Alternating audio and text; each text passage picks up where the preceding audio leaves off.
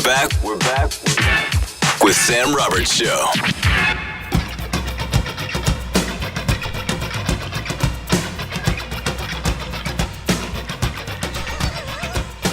Welcome back. Sam Roberts Show. Chris DiStefano is here. Chris DiStefano. You know him from the History Hyenas, Chrissy Chaos. He's got It's Just Unfortunate on Hulu. And, of course, Madison Square Garden on New York's favorite date, September 11th. It's what it is, baby. Get them tickets. Get them tickets. I appreciate being back here. I haven't been back in this building in a minute, and I always feel good because one thing I'm reminded of every time I step in this Sirius XM building is that black women like me. The black women who work in this building, the security guards, I got downstairs, I came in, I said, hey, I'm going up to Sirius XM. She was like, ooh, is that hair real? And I said, yes, it is. Yes, it is, as a matter of fact. She was like, you got that curl and everything, baby. And you do, because you know what it is? Yeah. It's a very, almost like 1950s, 60s James Brown thing going on. Do you like it's a pompadour. You like that? Chrissy Pomps. Chrissy Pompadour. Yeah. And so I like it. And so she hits me like, feeling nice. I said, yeah. And she was like, ooh. And I heard it. She went, ooh, like that. And I was like, nice. This is great. And then I get up here to this floor, and I'm walking the security guard, and the one girl, the white girl, says he has to sign in. And then the black security guard standing up, the lady, she goes, you even make the pretty ones sign in? Whoa! I said, whoa! I said, a woman downstairs said she liked my hand. She was like, there ain't nothing to hate about it, baby. And I was like, nice. And I just felt great. Wow. And then you come in here, and Danielle, our intern, walks in, and she just goes like this. She goes like this. Hi. Yeah, that's it. She doesn't care. She's not talking to me about my hair, about how handsome I am. She doesn't care. She's just in her white world. Right. In her dumb white world. Right. You want to be in black people's world. You do. That's the world that I want to live in. And is this new? That's why I've moved to the Bronx. You moved to the Bronx? No. Close, Westchester. Westchester's the best. Do you live in Westchester? Of course I do. Dude, let me tell you something. What's your First of all, address? let's talk for a few minutes here about property taxes. Let's talk about how, because here's the thing. Any old guy that yells at me about moving to Westchester or Long Island and saying, your property taxes, you got to pay those property taxes. Right. Here's the thing. Right. I do. But you know what? At least I'm paying for taxes for my property and for my kids to go into a school district that I like, that I kind of have a say in, and everyone's around. Because when I'm living in New York City, I'm still paying taxes, by the way. You pay 4% more living in New York City than you would in Westchester, Long Island. So there's that right there, okay? Whoa. So you could suck my ass, H&R Block. That's right. I know that. That's right. Take that to the bank. Yeah, take that to the bank. Yeah. And then you're paying for taxes of a city of some of these things I haven't approved. No. Some of these things, like for example, I'm parked right out here right now, and I told Travis we're going to do a little test right now. Okay. We're going to do a little test because I'm paying 4% more taxes, still active New York City resident, to see. I'm paying for a police force. I'm paying for the rules to be enforced. That's what I'm paying for. Family safety. Now, let's see. I'm parked outside this building in a commercial loading zone. You just went street parking for this morning. I went street parking. I said, I'm not paying for the garage anymore because every time I pay for the garage, it's $90, and if I get a ticket, it's $60. So I'll win. I'll save Chrissy money. discounts. But exactly, Chrissy discounts. I have to discount because I'm paying high property taxes. Right. So I do have to save money somewhere. Sure. So I said, if my car doesn't get towed or ticketed, 4% taxes, not worth it. Right. Getting out of New York City. But if they come and tow my car, I'll say, well, at least the money that I'm paying right now, being a New York City resident, at least you're enforcing the law. Because nobody's been enforcing the law lately, and that's why I'm out. It is. It's a terrible place, this New York City. Seriously, dude. It's horrible. I mean, Travis lives in Staten Island. It's horrible. Grimes Hill. That's where I used to live. And he brags about it. And where Travis lives is nice. Yeah. I mean, Travis lives in an apartment complex where like all the wealthy people live. So it's a funny thing to be like, ooh, Grimes Hill, and then you're like, yeah, I got a one Betty. So you live in Westchester, but also have New York City residents. Well, no, I've just recently put an offer in on a home that hasn't been accepted yet in Westchester. So I'm already saying that I live there, but the offer can get rejected, and I can also do what I've done the past 5 houses I put offers in on, walked out after the inspection. I've gotten an inspection, said I'm not doing this, and the inspector said the house is fine. Everything's great. I'm like, yeah, but now that I've been in it for an hour, I don't want it.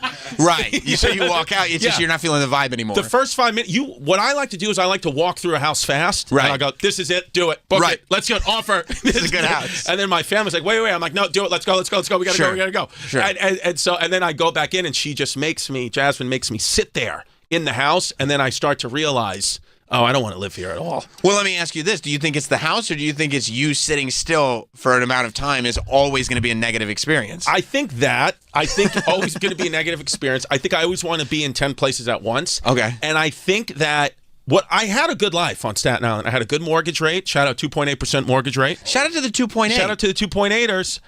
And I lived in Toad Hill, which is the equivalent of Grimes Hill. Toad Hill, Grimes Hill, very prestigious places on Staten Island. That's nice. I had a house there. I had a pool. Whoa. In-ground, motherfucker. Wow. Yes, I had an in-ground pool. Mike Boschetti lives not far. Mike Boschetti, yes. I used to see Mike Boschetti walking up and down trying to eat squirrels on Ocean Terrace.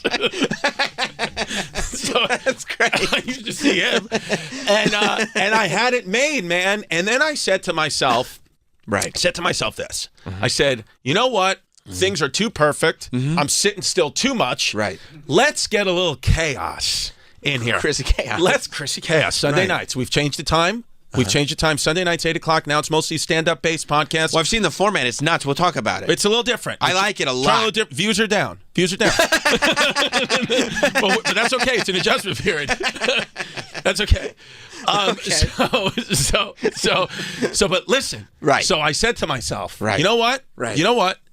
I'm having it. There's not enough chaos, right? Things are good. I can easily make my mortgage payment here. Kids are in good schools. We got the pool. I need to move. And the kids have friends. Kids have friends. Everyone's set up for success now. We got to move. We could, because now it's not just you. You could upend the children's life as well. I said, listen, we got to get things moving. So I said to myself, I come home one day and I say to Jazz, I say, listen to me. I don't like living here anymore. She was like, what are you talking about? We just renovated the kitchen. And I was like, I understand that. But I can't walk to a bagel store. And she was like, but you can drive to one. I was like, yeah, but I need to walk to one for my creative flow. I need to walk to one. Oh, for your creative flow. That's what I said. I said, I feel like my career's stalling. She was like, you have Radio City sold out. I was doing the show like 3 days later. This is 3 days before I do Radio City. And it was sold out. Sold out. Completely sold out. That's a huge, for somebody to sell out Radio City sold out once, and that's the best thing they ever did. Well, that means they had a great career. And I'm not bringing that up to brag. I'm bringing that up to because I'm going to get to. There's a point to me saying that. None of this felt like you were bragging. Yes. Okay. I did. Look at this guy. Yeah, I was just thinking that. This guy looks like Staten Island scum.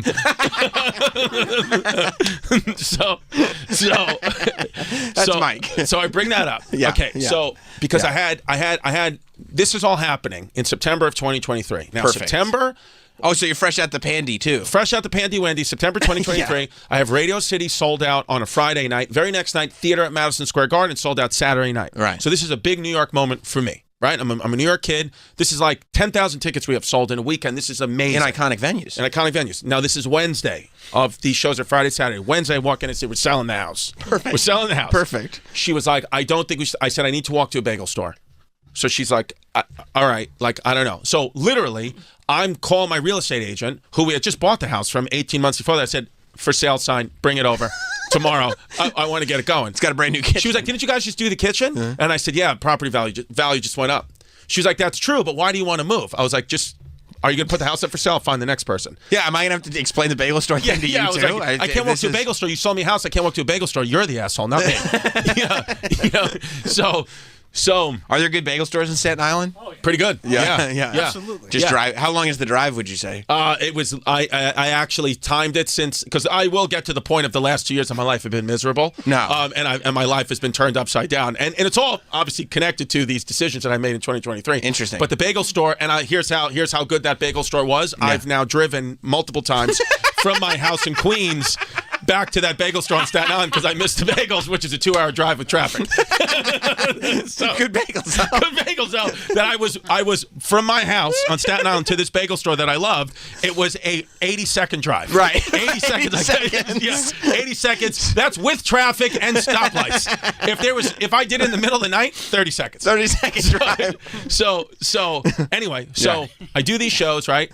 We sell the house. Okay, we moved from a 5-bedroom home with an in-ground pool on Staten Island to a 2-bedroom apartment in Queens. Perfect. The movers. That's probably easy for the kids too. They're like, oh, this is how we're gonna live now. Well, the kids, my oldest daughter thought it was like a weekend thing. She thought it was fun. Like, she thought I was joking. Like, she was like, oh, like she was telling her brother, she was like, Daddy's doing like a thing where we moved everything into this, and then we live here, and then we'll move back. Like, she didn't understand. She was like, we're going back to my old school in Staten Island. And I was like, no, we're not. We're in a new school. How old is she? She's 9 now. She was 7 back then. So at 7 years old, she was like, well, this is too absurd of a premise for an adult to do. Clearly, this is a joke. She was like, this is a bit. This is a bit. Like, you know, like Dad's friends with comedians. Like, this is a bit. Right. And so she...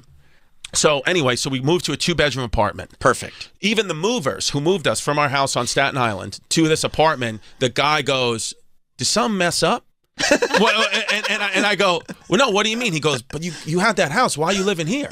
And I was like, oh, because we're renovating an apartment building across the street, which was true. Okay. We had bought an apartment building, a duplex apartment across the street. So it was a nice 4-bedroom, 2-floor apartment, because I said I got bagel stores everywhere.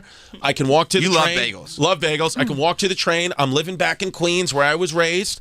I'm close to Citi Field. Okay, we can do everything we need to do. We love the Mets. Love the Mets. So I said we can do everything we need to do. Right. So, but the mover was like, oh, so you were moving? You got another apartment? So you moved from that house to that apartment? And I said, yeah. And then he goes to me, you trying to get a divorce? And I was like, no, it's gonna be good. He was like, all right. So like, you know, and then we left, and then literally, we got it. And I'm trying to sell this. I'm like, this is gonna be great, blah blah blah. And then we realized that. I have 3 kids. So one of my stepson had his own room. Then my daughter and her little sister had the other room. And then I realized that the bed our bed wasn't going to fit in the 3rd room. Sure. So we had to have our bed in our living room. So we went from a 5-bedroom, fully renovated home to now our bed's in our living room. And then the number one thing that is not okay with my fiance, the number one thing that is not okay with her. She's from Sunset Park, Brooklyn.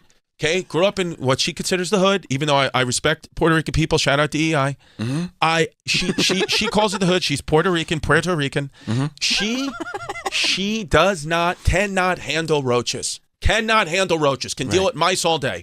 Roaches, it's a trigger from her childhood. She cannot handle it. Okay, she grew up, The very first night. Right. I'm talking about night numero uno. Spanish-speaking audience. Shout out to them. Shout out to Sunset Park. Numero uno. We are sleeping on our bed in the living room. No. And a roach crawls across her forehead. On the bed, on the forehead. On the forehead. Do you know the level of infestation that has to go on for a roach to be so brazen? They're like, well, I have to get from point A to point B. Let me just cross this forehead. On the forehead. And I swear to God, she, in the middle of the night, screams. She goes, there's a roach on my head. And my 7-year-old daughter woke up. She goes, it's probably just one of Daddy's bits. Yeah. Like a prank roach. Yeah, like a prank. April Fools. Yeah, April Fools. So within 24 hours, my life turned upside down. And then to make all And whose fault was it? I'm going to say the real estate agent on Staten Island. So then in 24 hours, my life gets turned upside down. Now, to make matters even worse, that all happened. We moved out on a Friday, right? Middle of the night, Friday night, roach crawls forehead. Because we've had to talk about this in therapy. Not forget, you've neglected. Why would you have to go to therapy? Okay, we're going to get to that. I neglected to tell Jasmine that at 8 o'clock that morning, when she's here in the roach-infested apartment now, from the beautiful 5-bedroom house with the bed in the living room, that I'm getting on a flight at 10 a.m. because I have shows in Vegas. So I have a show at the Cosmopolitan in Vegas, and I won't be home till Tuesday. And you had neglected to mention that? I neglected to mention that. And so I'm getting up. I'm like, I got to go to the airport. And then Jasmine goes, now that better be one of your bits. Oh, God. And I said, hon, I forgot to tell you and that I have a show in Las Vegas. And she was like, well, you need to cancel it. And I was like, well, the thing is I can't cancel it because the money that we're making, I actually need to, because I actually sold the house for less than it was worth. I made a mistake. You sold it. You did not make money on the house? I did not make money. So I said, I kind of messed up here. So everything's going to be fine. Buy high, sell low. I just got to go to Vegas. I have to go to Vegas. And she's like, but the show is tonight, Saturday. Why are you coming home Tuesday? I said, because the hockey team, the Knights, right, the Vegas Knights, I said, they've asked me to stay an extra day because, like they have like this wheel that they have people spin, and they're going to have me spin the wheel to start the show. It's like a big siren, and it gets the crowd going. And she was like, and you're going to stay an extra day to spin the wheel at a Vegas Knights game. Well, we're still in this roach-infested apartment, and the whole life got turned upside down. I was like, yeah, I got to spin the wheel. I promised that I'll spin the wheel. I promised I spin the wheel. I gave my word. I gave my word. I can't back out. And she goes, if you go and spin that wheel. Oh, my God. On Vegas Nights, she goes, there's a 99% chance me and your children will not be here when you get back. Oh my Just gosh. Know that. We're gonna buy our house back for more money than we sold it for. We won't be here. And she said, and so I got back. I didn't do it. You didn't do the wheel? I did not spin the wheel. Because what I did is I got in all, I traded. I said, can I spin the wheel in 2 weeks? So I said, what I'm going to do is I'm going to take Jasmine to Vegas in 2 weeks as like an impromptu trip. Hey, I'm sorry, but then I'll spin the wheel. And whatever. But now you're going back to Vegas on your own Going time? back to Vegas. Well, what happened was, and then 2 weeks later, I got COVID, and I had to cancel the whole thing. Okay, all right, perfect. So we still haven't spun the wheel. Okay, that's still something we're working on. That was 2 years ago. Yeah, 2023. And my career's been going down. So now, so now I can't spin the. Now I'm not even on the list. It's not invited to spin the wheel. Can't do it No. No, you had a lot of buzz at that point. Yes.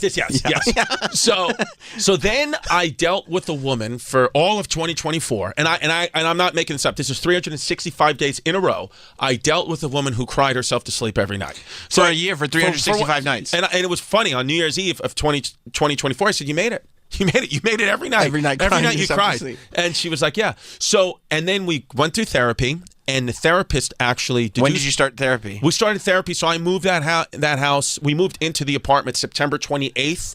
2023, and we started therapy October 1st, 2023. That's quick. Yeah, so 3 days later. Yeah. We started that 3 days later. Okay. So what our therapist has told us is what happened here was that you displaced your anxiety. You didn't know you had so much anxiety about Radio City and theater at MSG. That's why I brought it up. Yes. You had so much anxiety about these shows being perfect because you're a perfectionist, and we've worked on this. You literally couldn't put the anxiety on that situation. So what you did is you displaced it and you moved it onto selling a house. So now you're not thinking about Radio City and theater at MSG, which she was right. Right from going out in Radio City, I'm texting the real estate agent, do we got offers? and they're bringing me out. Right. And I'm like, we got offers. So now you're not even thinking, because this moment is so big for you. Yes. Stand-up is something that, as long, I've known you for 15 years. Yeah. And this is all you've been working towards. Mm-hmm. It's happening. Yep. And not only is it you need it to go perfectly, but just the gravity of the moment that, holy shit, this is actually happening is so massive that instead of dealing with it, you upended your whole family and sold your house. 100%. That's why I did it. Interesting. And so now we've been, so we move out of that roach-infested apartment. And why? Because there was roaches on our foreheads. Gotcha. And then remember that little piece of the apartment that we had that I bought? Like that I bought the duplex the that duplex, I bought? Yeah, that fell through too. No. Yes, that fell through too because they looked at my career and they said, we don't understand how you get money one month and then no money the next month. They said, I'm Christian Chaos, baby. It's being a comedian. I buy, sell, and mover, a shaker. And they're like, that's fine. So because this is a co-op, and we need to see proof of funds, so we need to know that your maintenance is going to be paid on time. So the only way we're going to let you move into this house is you have to give us, ready for this, buckle up. Okay. 10 years of the maintenance money up front. Yes. 10 years? 10 years. That's how much they had no faith in you. I said, do I get interest on that? It'd be in the market. Very I said, smart. nope. It's just going to be an escrow, and this is the money that we have, and you will not get it. I said, okay, so in other words, 10 years of the maintenance up front, fine. Crazy. It's a credit then. I'm not paying. You have the maintenance money. It's, no. That's 10 years over here. You have to start paying the maintenance the first month. So that we know, should anything happen, we got 10 years on you. You'll only get that 10-year maintenance money back when you sell. That's insane. So I said, I guess we're not going to do it. And the co-op people go, I guess you're not. Oh, they didn't want me in there. Oh, they didn't want me in there. So that's the trap door. So then we move into. So now where we're currently living still is we've rented an old woman's home. that feels haunted. It feels like a home from The Conjuring. Is she still in it? She's not still in it, but she's a great lady. She really is a great lady. Shout But out to her, it by is the an way. old lady's home. It is. The positive news is you can walk to the bagel store. The negative news, it's not the bagel store I like. No, that sucks. The bagel store I like, I still have to drive to. That sucks. Yeah, I'm sure the creative flow is all messed up now. So we've went through a lot of pressure. We've went through a lot of hard times the last 2 years, all self-induced. But I've went through therapy. I've went through kratom therapy. I've went through I went through ketamine. And now we've come out on the other side to say, be happy with what you got, folks. I mean, it's so crazy, though, that you make a split decision. Because I remember hearing you first say that I think you did like Rogan when you like just did it. Yes. That was the inexpensive sunglasses era, Chrissy. That was clinically insane, Chrissy. Yes. Yeah, that was like I found some success. Yes. I'm gonna go ahead and lose the plot entirely. Yes. Okay, gotcha. Right. And I was like, oh, I mean, I can't imagine what happens next. This is insane behavior, and it's just amazing to me that like that one bad weekend of decisions leading to the greatest weekend of your career up until that point, because you got the garden still coming. Right. But that one set of bad decisions, it put you back a year and a half. It put me back a year and a half, and not only that, we moved the kids so quickly from Staten Island to Queens to give them this life, because we're like, oh, they'll just be raised in Queens now. My stepson will go to high school in Queens. My daughters will meet friends in Queens, and now, because of those quick decisions, we're like, oh, we don't want to live in Queens. Nope. Why are we living in Queens? Right. Queens is negative now. Yeah. So we're like, I can't. I don't want to pay this money for this house in Queens. No. I don't want to pay 4% tax if you're not going to tow my car. No. I don't. I want. We should go to Westchester on Long Island. This is where families go. Westchester. This is where families go to. So now though the decision is. So now it's like it's not even financial. Now it's like spiritual. Now it's like, am I going to upend my kid's life again? Am I going to take them out of their schools again? And put them in a new place yet again. So all these things have reverberated from that one bad decision. Right. And so now, one thing I've learned, even though I've said it publicly here on the radio, one thing I've learned is to keep the circle small and not and not ask a million people for their opinions, because then you will get paralyzed. Because I was doing that for a lot in my life. Right. Everybody's decision, and then somebody would tell me, hey, you should do this. I'd be like, that's what I got to do. Boom. But then the next I'd be like, you know what? I do the opposite. And I'd be like, well, now I can't move. Sure. So now I just say, I'm going to do what I feel is best for me and my family, and we're just going to move forward. And I'll handle whatever else happens. Right. That's what I've done. So I think what would be best for me and my family is to actually kill myself and let them get the inheritance. That is. So then they can have the money, and then they don't have to deal with me. But make sure you do it after the garden show, because that's a big money gig. Well, here's a little asterisk I'd like to make to that garden show. We're moving it to the theater.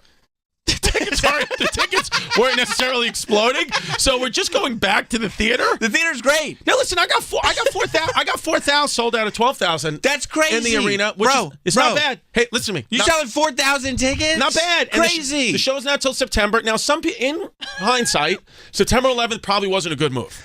That's all right. It's Chrissy because Chaos. People have said, it's you on know brand. what? The overwhelming response I've gotten from people have been, want to see you, buddy. Don't know I can support a comedy show and laugh on 9/11. Okay. And I was like, fair. I said, what if I was going to give some of the proceeds to first responders, like it's a 9/11 themed show. They're like, I know, but I just, I'm not going to go. It's 9. If it was 9/12 or 9/10, I would have went. But I'm not going to go like, oh, you want to come with me to this comedy show at the Garden in Manhattan. Right. It's on 9/11. I'm doing it from ground zero. Yeah. So what happened, though, is we haven't made the official decision yet. And my agent actually told me to come on here and don't mention anything about the Garden moving to the theater. But you know what it is? It's already happened. I mean, look. We're live, right? We're live. What can you do? What can you do?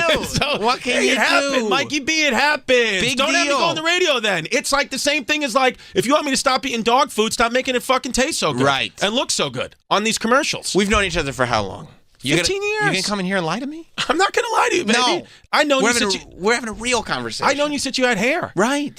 So, and you still do. It's and the best it's ever looked. And that's why the black ladies, you just walk right past them. They love it. They say, yo, your hair real. That's right. They do say that. So we're gonna maybe move it, possibly. But maybe not. If you've bought a ticket, though, to the theater, to the Madison Square Garden, I want to say thank you very much. You're coming to the same building, baby, on September 11th, except going upstairs. We're going to go downstairs. Big deal. You're just going to go to that basement, boo-boo. Big deal. It's still 6,000 seats down there. But by the way, or if there's an influx today, Oh, 100%. We just sold a ton of tickets now. 100%. And by the way, it's not until September. That's a long way away. Long way away. So, but you know, it is one of those things. I do kind of feel like if you're going to do the arena at Madison Square Garden, you got to do it like my man Tom Segura did it on Saturday. You were just there on Saturday. I opened up for Tom Segura on Saturday. He had that shit sold out for months.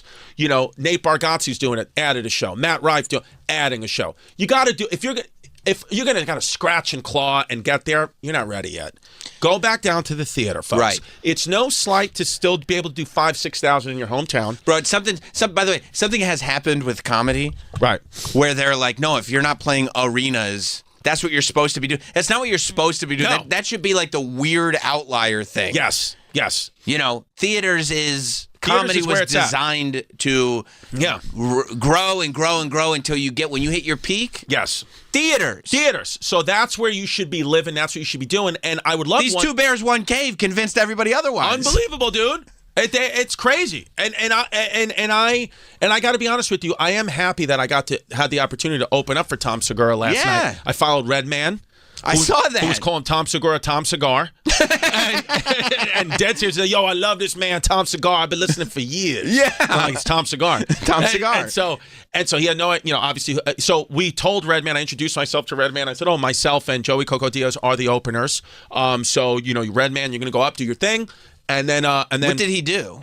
He sang for he did some of his old school songs. Oh, that's 15 great. minutes. So it was great. He killed. That's awesome. And then I said, and then Redman said, I got you. And then Tom Segura's team said, listen, the lights are going to go down. And then Tom from the back is going to bring up Chris. So all you do, Redman, is you do your set, say goodnight to the crowd, thank you, and that's it. He goes, got you. So Redman does his song, and then at the end of his song, he goes, now, y'all ready for the man you came here to see? Okay, no. Y'all ready? No. And then he goes, give it up for my man, Tom Cigar.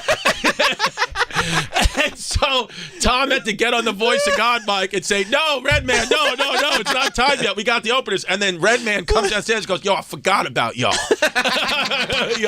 And then gave us both pounds. Right. Didn't stay for the show, got in his car and left. Didn't come to the dinner, just walked out. And I respect him for that. But what I want to say is I'm happy that I was able to do that show to open up for Tom and hit the stage at MSG because I had no pressure. I had zero pressure on me. Where even when I did Radio City and theater at MSG in 2023, before I sold the house, I don't even remember it. It was like a blur because I was so nervous about where this 15 minutes, do your hits, then I get to watch Tom Cigar do his thing. Yeah. Brought up Joey Coco Diaz. Oh. I felt every second of Saturday night. I felt like, wow. So I'm almost thankful in a way because it's looking like it's not going to happen for me at the arena 9/11. Will happen in the theater. So it's looking like I got to touch that stage. And by the way, maybe you will again. And maybe I will again. Here's the good news. The good people at MSG have told me, hey, listen, you move it to the theater, it's all good. This doesn't affect your chances of getting to do the arena again. It's just about tickets. I had my manager at the time thought that I could do the arena at Madison Square Garden and also Forest Hill Stadium, which is 14,000 seats, on the same day. He's on the same day. So we would call that is an oversell. That's what we'd call that one. Because I'm sitting at 4,000 tickets right now. He thought I could do 40,000. So what your boy's going to do is I'm going to go back to the theater. And here's the good news. If I go back to the theater, now I can come up. I can play Tarrytown Music Hall in Westchester. I love Tarrytown. I could do the Paramount in Long Island. I could do Count Basie in Red Bank, New Jersey. These are great venues. We could do all what we like to call the tri-state area. We love the tri-state area. I could come back to the tri-state area, folks. Yes. Where I couldn't if I was just doing the arena. Everybody in the tri-state would have to come see me. Oh, that's interesting. Contractually obligated. Can't perform within 90 miles if you got a show on at MSG. Unless you sold it out. But I wasn't going to sell it out. You weren't? So now, I was not. Okay. But now if we move downstairs, if we go downtown to the theater, now we sell that out. We're already sold out at the first configuration of the theater at MSG at 4,000. I could just fucking lob it off there and say, you know what? We're done. That's what you see. That's my New York show. Boom, September 11th. But guess what? September 15th, come see your boy, Tarrytown Music Hall. Come see your boy, Paramount, Long Island, Count Basie. That's great. Foxwoods. Plus, you don't have to worry about... Yes. the theater at Madison Square Garden is a huge gig, and you have to worry about it because you already sold 4,000. 4,000. You know what? Sabrina Carpenter will be upstairs. I'll be downstairs. Big deal. That's Sabrina Carpenter doing her thing. You know who I saw at the theater at Madison Square? Ricky Gervais. Exactly. Come on. Exactly. Come on. And it's like, it's already, dude. It's better. Here's the thing. Have I already not fulfilled my New York City dreams? Radio City already did it. Theater MSG already did it. 2 Puerto Rican kids already did it. Already did it. I'm New York, baby. You're as New York Live by as the it bagel gets. store. Right. Look at my fucking hair. You got the Islanders logo on your jacket, but it's like the 94 Islanders logo. Exactly. 95, like the Fisherman logo. I have to do the arena? Let Tom Segura do it. He'll have a blast. That's it, dude. At the time of his life up there. It doesn't matter. No. It doesn't matter. No. You know, man. And we'll do a Staten Island thing. You know, like when we do the theater at MSG. You know, Tom Segura at Red Man. I'm gonna have fucking. Right. I'm gonna have, you know. Sure. Mike Bichetti. Mike Bichetti. Yeah, I'll have Mike Bichetti open. Yeah. I'll have. He'll be flossing squirrel out of his teeth. You know? Yeah, dude. I'll have Ghostface Killer come out. Ghostface from will the come Wu-Tang. out. You kidding me? Why not? I'll have Little Mo Mozzarella come out. Right. Start throwing semolinas at people. Right. Why not? Why not? Have a great time. I gotta, you know, so. Plus, it's you, it's Chrissy Chaos. Right. But with that being said, you know, and I also do have to move it for financial reasons because I don't know how I'm going to afford those property taxes in Westchester.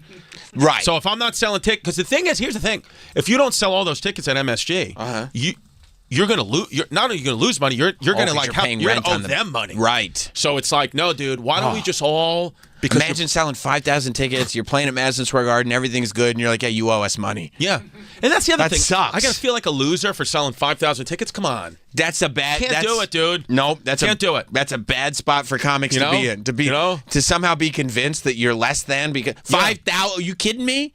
Come on, 5,000. Go back. Negative. Go back to the old days. Remember when you sold out a weekend at a club? That's it, dude. I did comedy for 8 years before I'm talking about headlining on the road. First thing I ever did headlining on the road, 2014. I went till 2021, so 7 years. 7 years. However many weekends that is in a row. Maybe 300 weekends in a row, not one sold-out show. The very first time I ever sold out one show was 2021. Did you get nervous before you would go to every club going like, holy shit, I don't think we're selling tickets? Like, this is... No, because you just start to accept. It almost would be fun. I would go the other way. If there were too many people there, I'd get nervous. Because you're not used to I'd be this. like, this is crazy. Yeah, I can't perform for all these people. I think they have the wrong idea of who I remember am. My agent would give me these deals because the way it works with comedy is like you'll get a deal and they'll say, we'll give you this guarantee. And if you sell out, you'll get this. And I would always tell them, just cross out that if you sell out part. What's the guarantee? What are they guaranteed? What am I guaranteed to make? Because I can't factor in on the off chance you sell out because it's not going to happen. Right. Let's heavy up on the front side. Yes. Yeah. Yes. So now you got a chance. Now I got chances. If I pick the right venue, I could sell. Yes. So it's good, dude. It's great. I feel like now I've been in the game long enough where I feel like I've now, to my fans, cemented a place where they'll fuck with Chrissy. If you're a fan 100%. of mine, you'll come with me. You'll be okay. And I think being unapologetically yourself. Yes. Has made it so you've got this fan base that is like, no, we love the chaos, we love Chrissy D. That's who I am. Yeah, that's just, you leaned all the way in. I do want to apologize to some people who did buy front row tickets at the arena at Madison Square Garden who are paying top tier to now see me at the theater. But it's going to be a better show. But it will be a better show. You're still in the front row, you'll be closer to me than you would at the arena. Right. But it's just what happened, and I have been told by Live Nation that I can't give you your money back. So, and that's on me. That's what it is. Yeah, but by the way, it is what it is also. It is what it is. That did say right there in small print that these tickets are final at proof of purchase, and it's just what it is. And in the event he moves it, it's just you're going to have to just deal with that. Yeah, has every decision you've made turned out great? No. Hey. No. So? At least you guys have a house. Right. Right. Remember that Staten Island house? Yeah, with the pool? Yeah. Yeah, and I remember, and I sold, and here's another fun thing I did, is I sold the actual handover of the house of when I sold that house was October 7th, 2023, and I sold it to a Palestinian family the day that Palestine invaded Israel, and all my neighbors in Toad Hill were Jewish. So the doctor who lived across the street from me, I swear to God, sent me a text like a week later. He was like, literally October 7th, you moved in the people we're at war with across the street. And I was like, that's how I roll.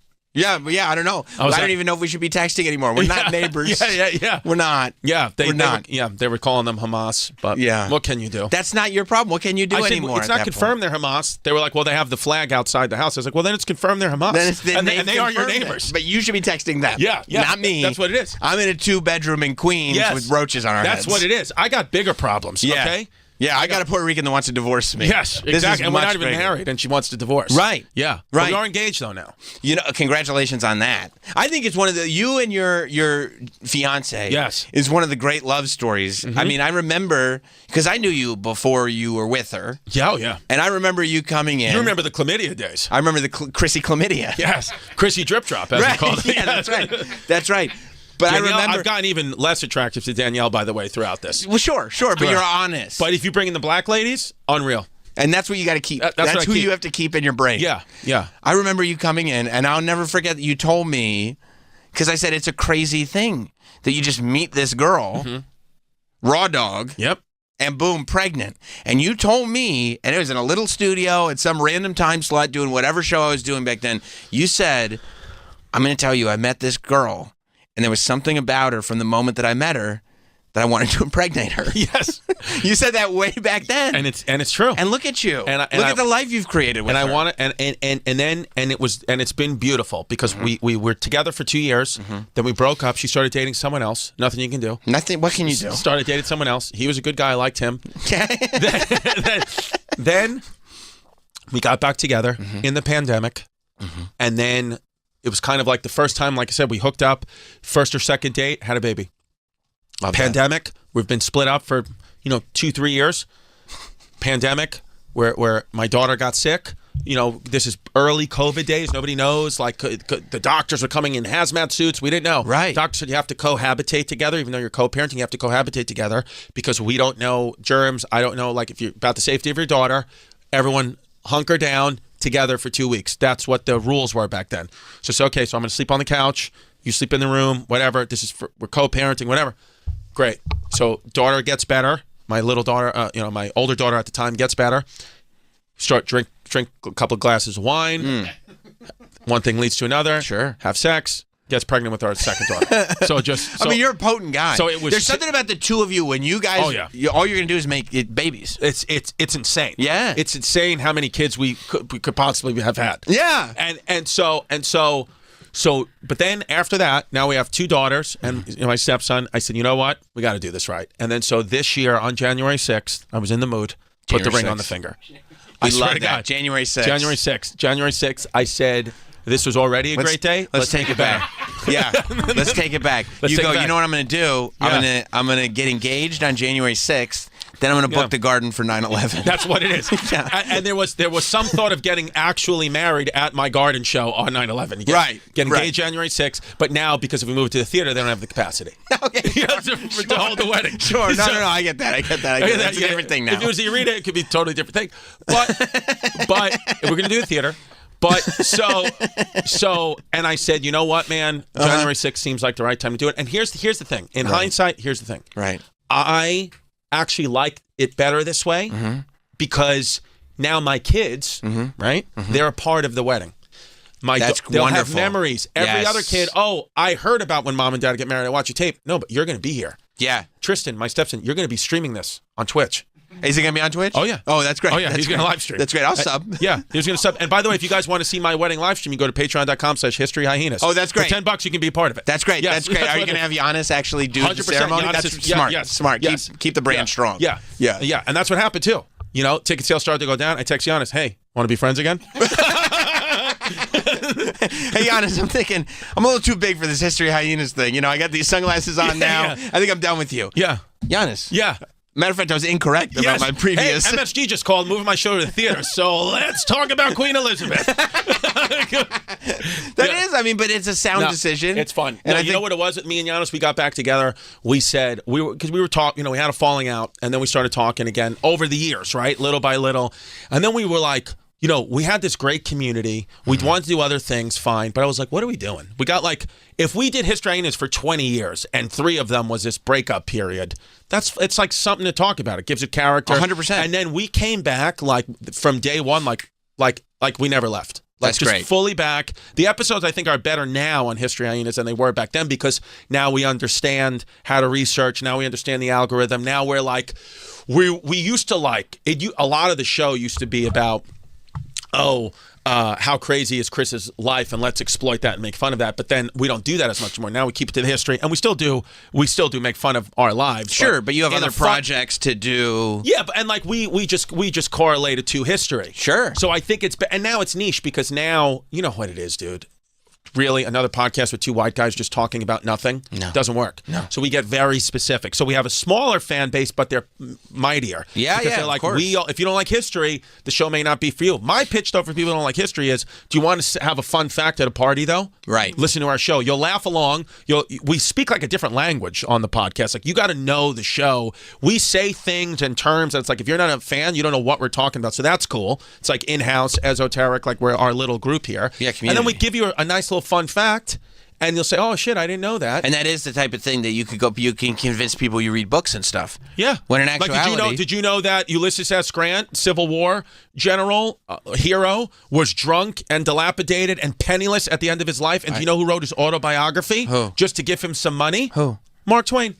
Shout out to Mark Twain for doing that, by the way. Shout what out a Mark good Twain. dude. Really good. You know, Nicole from the Morning Mashup is very sexually attracted to Ulysses S. Grant? Really? That's a true thing, yes. Yes. The old pictures of I him. think you were going to say she's very attracted to me, and I would say, well, she's not a black woman. That's right. So she can't. So no Yeah, good. yeah. Yeah. She's very sexually attracted to Ulysses S. Grant. Well, he died of throat cancer. He was probably eating that pussy. Probably. Because that's the thing. When you hear anyone have died of throat cancer, it doesn't matter. They were eating that pussy, eating that ass. 100%. So at one point, honestly, when I'm a much older man, that's how I want to go out. 100%. Because the legacy. You know what I mean? Legacy. It's important. Ulysses S. Grant, he used to get hammered drunk, okay? He used to get hammered drunk and used to ride his horse naked through enemy lines.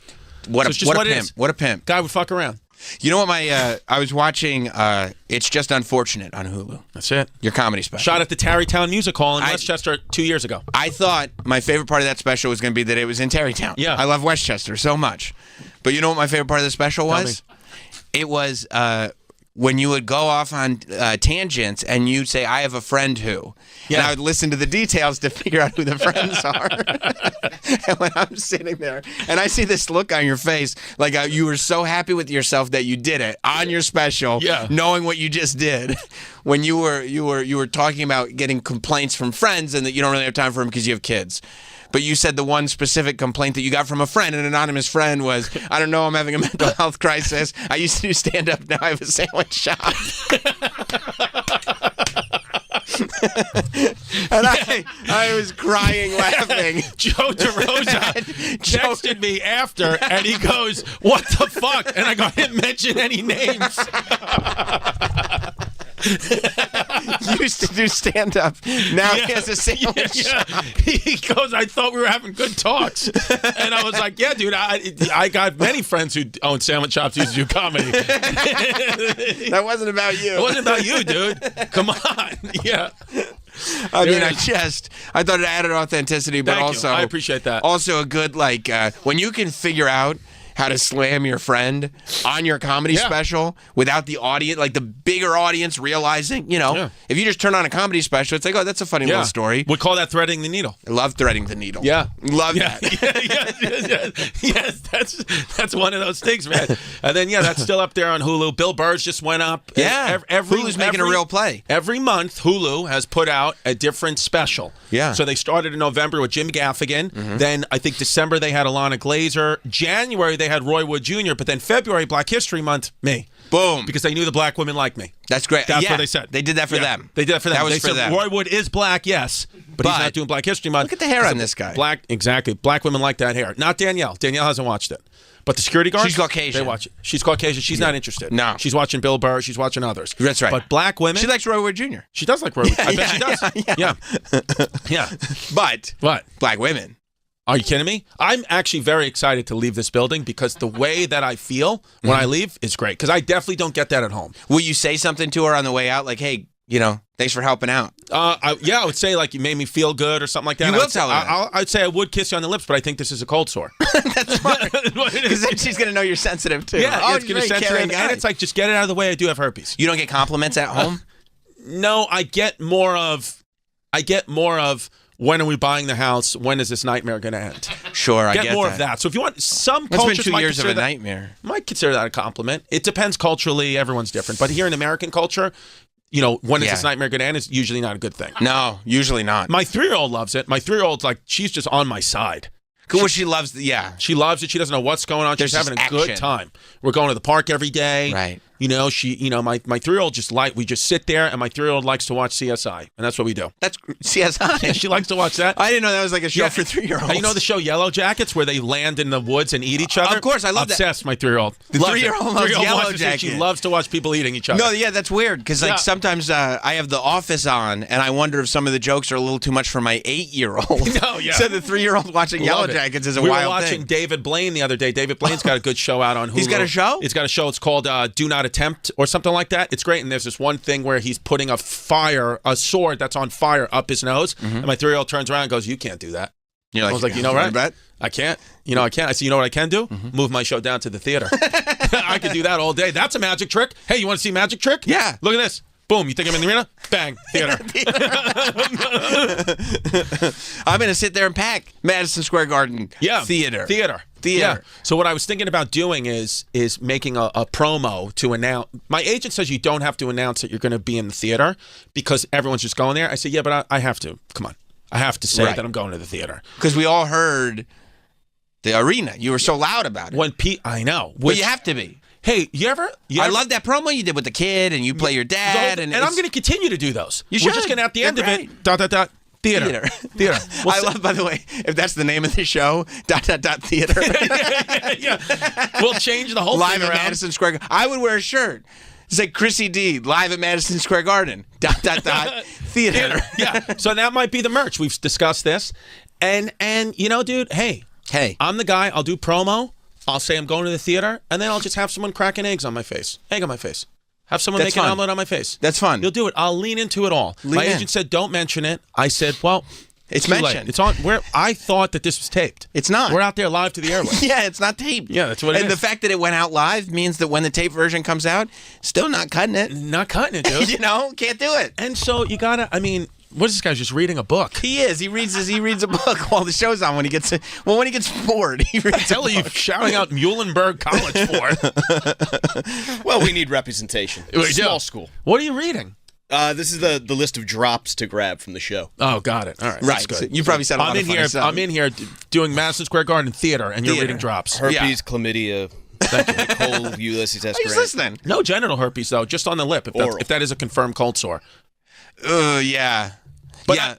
it could not be though. I asked ChatGPT, and it said it could be, it could not be. I've been rubbing it down with Vaseline, and I'm seems like I'm okay. What do you do with when you pop a cold sore on a lip? Do you kiss the kids or you don't kiss the kids? Don't kiss the kids. Smart. Oh, that's great. I don't want to give the kid. I don't want to give the kids a cold sore. That's great. Yeah. No, that's smart. That's smart. You got to be, because some people selfish. They don't care. Selfish fucks. Yeah. And then these kids, they get these cold sores when they're little kids, and then boom. Ready for this? Yeah. Wow, there it is. Nice. There it is. That's dedicated to everyone. That was everyone around. That was for everyone. Yeah. Danielle doesn't like this. I apologize. Well, it's okay.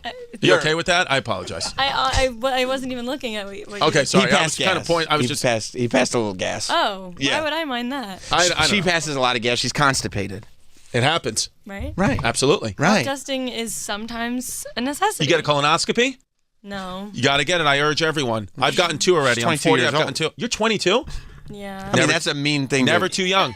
No, you're never too young for a colonoscopy. It's just the way you said that. You're 22? That's it's mean. You know what I mean? Oh, no, but I didn't mean that. I didn't mean that. That's how it came across. Ask me again. Do it over. Okay, she's 22 years old. Wow. Wait, that's worse. You made that a little worse. Sorry. You made that a little worse. All right, do it again. Okay. No, this is Danielle. She's only 22 years old. Hey. Okay. I think the first one was fine. Okay. Okay. The last one was a little creepy. I wasn't even offended. You're 22. Ew. Right? No? I don't think so. 22, that's a great age. Do you know that at 22, Alexander Hamilton from the musical. Yeah. Alexander Hamilton from the musical, the Colonial Army. He was a general in George Washington's Colonial Army fighting the Redcoats at 22. And here you are working for Sam Roberts. Well, she's interning. Oh, sorry, right. So you're not getting paid. Okay. But still. Alexander Hamilton, though, at 22 is on the face of your $10 bill.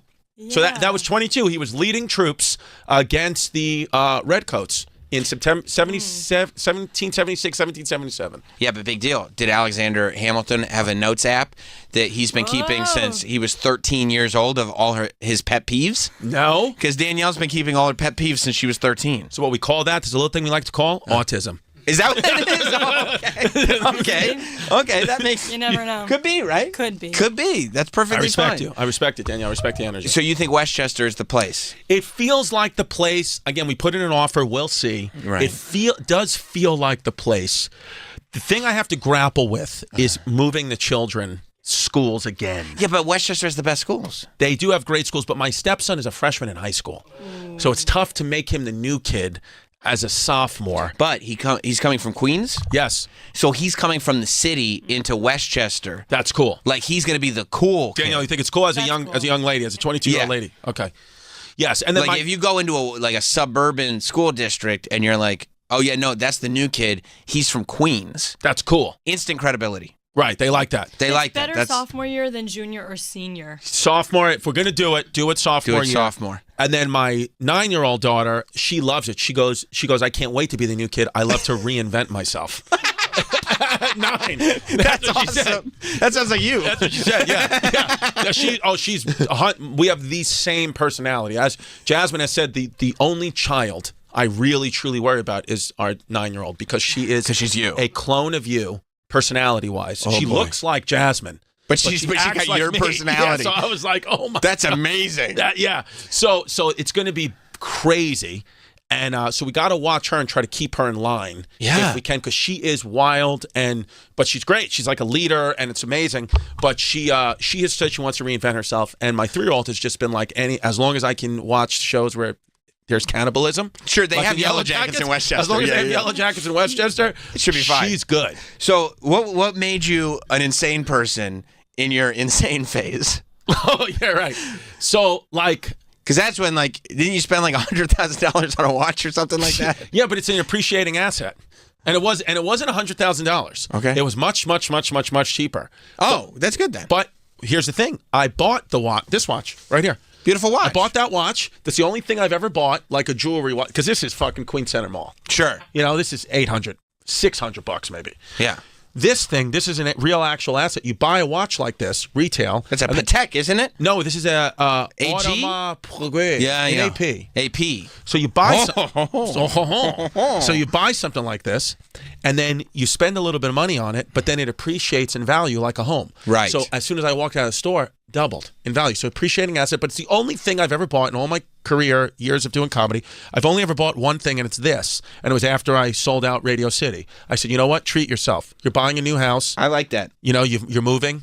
I'm with it. Get a watch. So that's the one thing I bought. Yes. And You that's just you had a great run at Radio City and then the theater. At MSG, which we might be returning to September 11th. Right. Just to come back. It's an appreciating. Then I love that. Then I love it. I love haven't that. bought anything that's depreciating. My cars I lease. I've a family vehicle and a personal vehicle. Sure. We lease those puppies. Sure. So that's a depreciating asset. I just try to I try not to spend my money unless it's buying and selling homes. When you first for started less. when you first started getting good money, did you have a problem with it, or were you always like, I'm not gonna go crazy? No, ever? I had to learn. Nobody in my family has ever made more than like $60,000. So like not that that's poor, but nobody's ever made money. So I've had to learn the hard way and make humongous mistakes with my money, as I did buying and selling these homes for less. Sure. And putting money in Bitcoin and things. You put a lot of money in Bitcoin? Yeah, I just said, you know what, I'm going for it. Right. It went up again. Were you still in when it went up? I still went up, and I said, listen, I was getting, when for a while there I was getting my financial advice from a man named Tank Sinatra. So I think I know him from Instagram. Yeah, who's amazing, by the way, who's a crypto king. Yeah, I just wouldn't. I didn't know he was a financial guy. But it's amazing when I would be FaceTiming with him, asking him genuine, stuff, asking genuine financial advice, and he's telling me about crypto while he's, in his backyard in Long Island, no shirt on, hosing himself down because he's jacked and ripped. And I was like, this is the guy we're putting our family's money with. Right. I would have thought like Dave Ramsey or something like that. But you went Tank Sinatra. So, but Bitcoin, it's okay. We're still there. We're still okay. But I've made a lot of mistakes. I feel like I'm at a point in my life now where I've made so many mistakes that I now know how to give better advice to my kids and myself. And we're definitely going to make more mistakes. But I know now what's important, what's not. Yes. What is the good move? What's the bad move? When I'm getting just too much anxiety, and when now I can identify it. When it's like, hey, do you really want to do this, or are you just nervous? Well, we've made terrible mistakes because of this feeling. Yes, I can identify it first. And also now, you know what? Now here, you know what? Another thing now. Tell me. Peace. Peace. And you know what peace sometimes means? Being bored. That's okay. Right. Quiet. You'd rather have that. You don't want high octane all the time. No, You're going to get in trouble. You're going to get in trouble. Because you don't leave any time to think. No. These are not thoughtful decisions that get made. Boredom. Look at a river. Just, it's okay. River. If, like you said, if every show's not 100% sold out slammed, you're not a failure. 60%, move it to the theater. Big deal. That's it. In that specific. Yeah. Yes. Yeah. And by the way, you felt so good the last time you were in that theater. Yeah. You bought an AP. Okay? Exactly. Don't let that get taken away from you. Yes. Because old Tommy Cigars is popping from arena to arena to arena. Yeah. Everybody tells a different story of success. Exactly. It doesn't matter, dude. It doesn't matter. No. So you say to yourself, be peaceful. That could be boring. Life is great. Don't worry about it. You got a great family. Not everything's 100% home run all the time. Look at the success story of your comedy career. Look at the success story of you and your fiance. Mm-hmm. That wasn't supposed to work out. Exactly. And it did. Still might not. And through 2 years. Right. Statistically, says it most likely won't. Right. Statistically, what it says is you're going to buy this house in Westchester, you pay taxes for 15 years. Yes. You get your youngest through high school. Right. And then you sell the house and get divorced like everybody else. Right. That's what you do. And by the way, that's a great life. That's a great life. And hey, honey, what's up? It's all good. I'll still be young enough, right? Right. You'll be young enough. It's all good. It's all good. What you say to yourself, though, is, look, I've been through 2 years of just a lot of pain, a lot of heartache, a lot of why did I make that choice? But yet, on the outside, oh, Chrissy's doing well. I got this going on. I got that going on. Inside, dying, turmoil. Right. Don't want to be here. Right. So now you say, hey, you don't judge a book by its cover. No. Things are not what they seem. For everyone. For everyone. So Right. I've learned this the hard way. So now I say to myself, hey, you got a lot of great things in your life. Be happy with what you got. Ready for this? Mm-hmm. Benjamin Franklin. What did he say about George Washington? Why was George Washington a great general? Because what George Washington was different about him than other generals at the time. The teeth, George the wooden teeth. The wooden teeth. Also died of throat cancer. Oh, so you know what he was doing. 100%. He was fucking, absolutely, dude. Oh, yeah. He was eating Molly Pitcher's ass. Oh, yeah, he was. So what you say to yourself, what George Washington said, what Benjamin Franklin said about George Washington, and you take these words and you move forward with them, is George Washington, his thing was he saw things as they were, not as he wishes they were.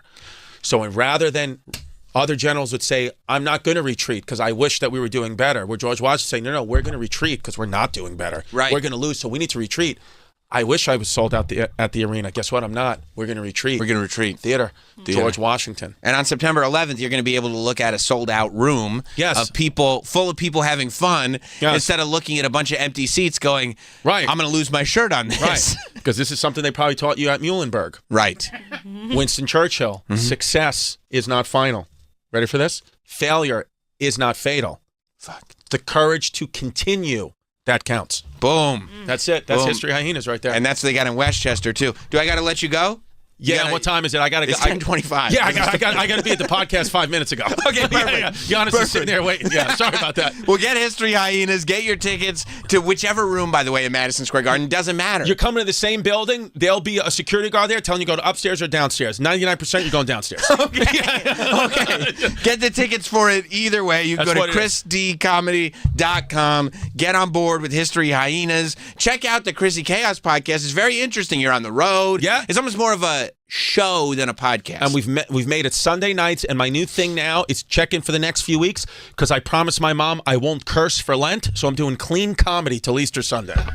Wow. So that's clean comedy till Easter Sunday. So there is no cursing coming out of this potty mouth, even though I know I said a couple of F-bombs here. But specifically in stand-up, I'm not cursing. Perfect. You got to come back more often. Hey, dude, I'll come back as much as I can. Absolutely. All right, absolutely. All right.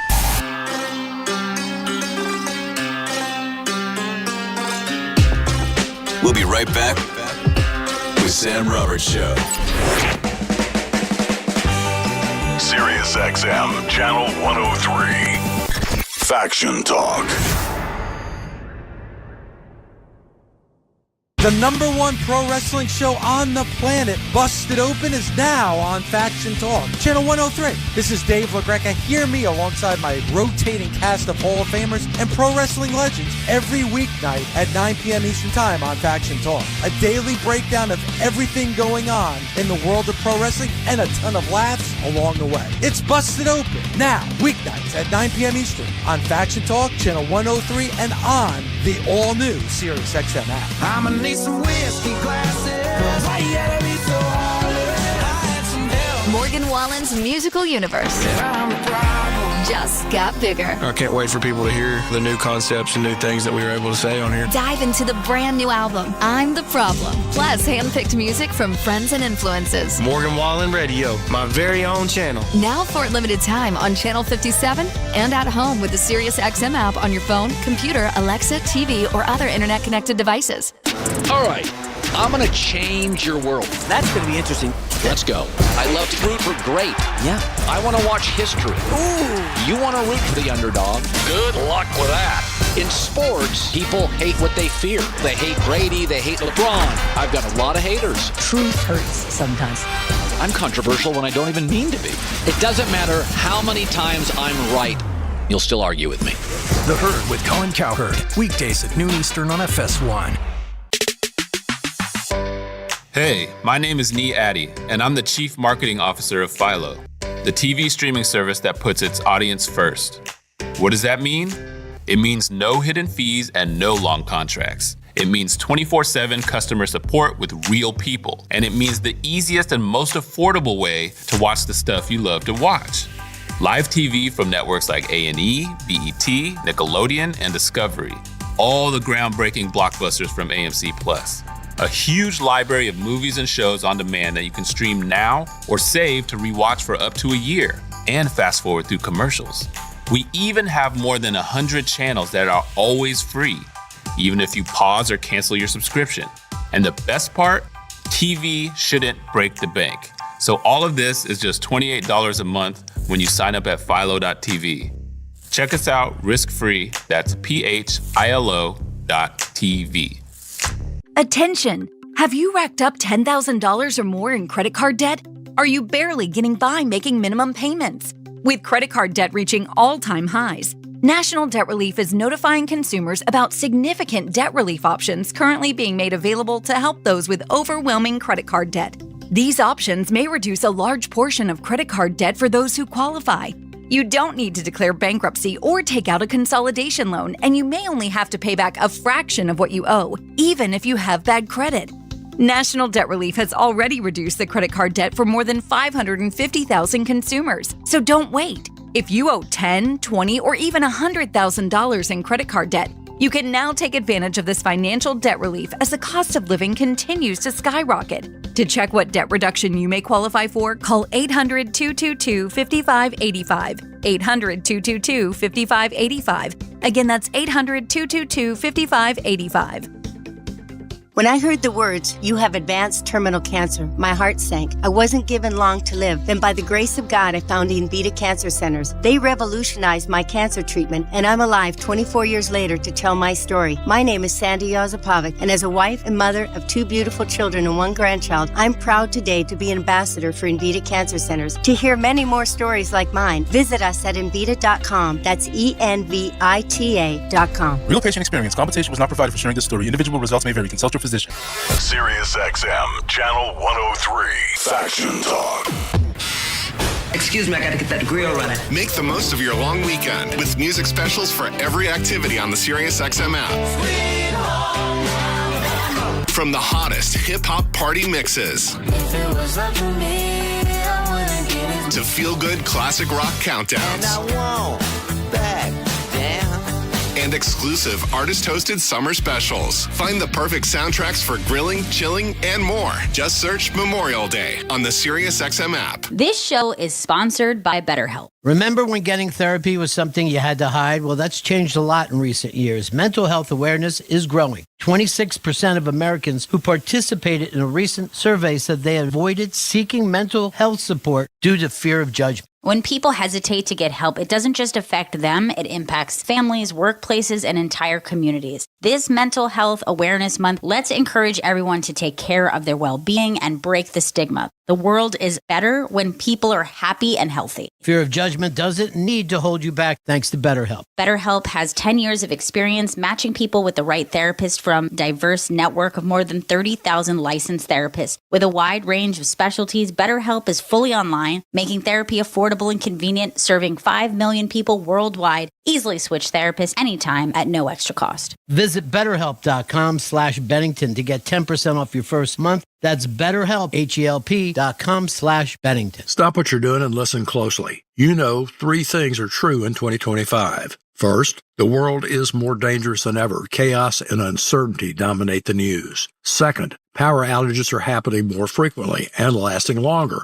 Prolonged blackouts are a real threat. Third, you can't count on anyone but yourself. That's why you need to visit forpatriots.com today, because For Patriots is the trusted leader in preparedness with over 2 million happy customers.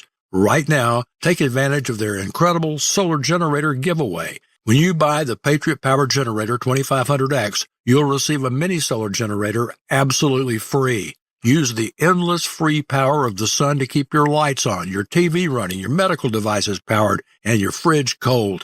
Don't miss out. Head to forpatriots.com to claim your free mini solar generator plus 2 free solar panels with your purchase. Act fast. Visit forpatriots.com now. That's the number 4patriots.com. Every business has a story, and every chapter counts. Whether you're growing, rebuilding, or just keeping pace, LendSeek stands with you, offering the funding that keeps your business growing strong. LendSeek proudly funds most industries, from contractors, restaurants, and healthcare providers to online businesses and other professional services. If you've been in business for at least 2 years with a minimum annual revenue of $500,000, you can get up to $1 million in funding in as fast as 24 hours using LendSeek's exclusive AI lending platform that connects your business to over 100 funders. No collateral required, no prepayment penalties, no red tape. Just the freedom and funding to move your business forward, your way. At LendSeek, we know that running a business takes heart, hustle, and sometimes a little help.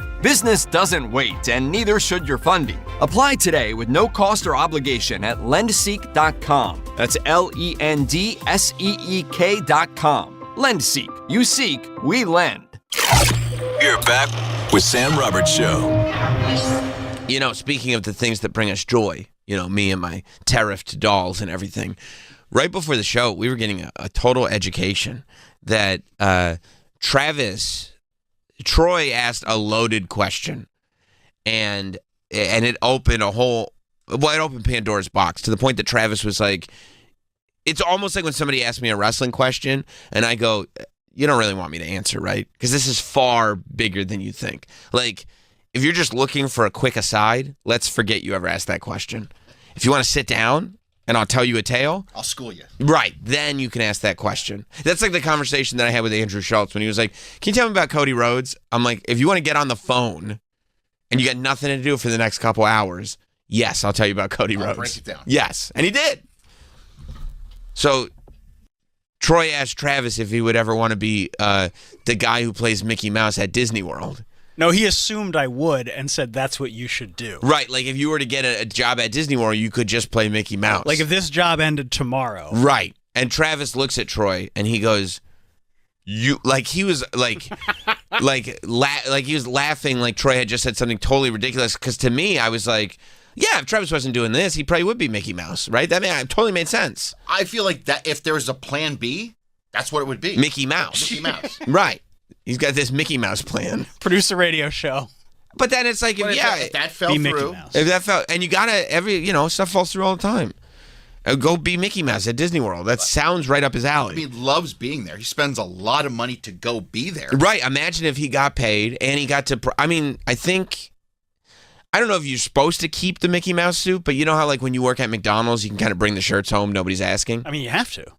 Right, so it's like... I used to work at Burger King. We brought all of our uniforms home. Yeah. And then if you forget, I need another uniform shirt, I lost this one, you could keep it. You could probably do the same thing with the Mickey Mouse suit, I think. You think you just bring it home? I think so. Or maybe you buy it. Maybe you... Like when you go to, like sometimes when you work somewhere, like, that you have to buy your flare or you have to buy your hat or something, and they'll be like, okay, you own it now. You own it. But that's your work. That is a racket, but that does happen. Yeah, it's a total racket. Because you're going like, where would I wear these pins besides Chi-Chi's? I don't need this. Yeah. They got to know you got to buy the Chi-Chi's pins. Yeah, you have to own them. So that way. But don't worry. After you're done working at Chi-Chi's, you'll get to keep them. You get to keep the pins. Yeah, you can wear them to any Tex-Mex establishment. So you think you just get to keep a fully functional, authorized? Yeah, I think you can sneak it out. When you say functional, like how functional is it? It's you can piss. You could piss in it. Yeah, you can piss in it. Okay. Which is the cool. eyes are working. Like functional would be like, oh, there's air conditioning in it. That's right. That's right. No, I think I know that if I did work there, that would be mission number one. I'd figure out purchase. Not purchase, steal. I'd figure out how to. I get that costume out of Disney World so quick. There's 100%. Like, what do you got under your shirt there, Sam? Just like if I talk to these wrestlers sometimes. I'm like, you get to keep the championship belt. They're like, of course not. I'd be like, that'd be different for me. Oh yeah. You'd never see that belt. Oh yeah, my house would be full of every belt I ever won. I got a Slammy Award sitting in my house right now. Okay, don't even worry about it. So when Troy goes, Travis, you could just go be Mickey Mouse, and I go, yeah, that's a perfect idea. Travis laughs like Troy's just said the dumbest thing ever, and goes, you can't just go be Mickey Mouse. Yeah. There's a whole hierarchy. I was like, what? What? You don't just fill out an application? No.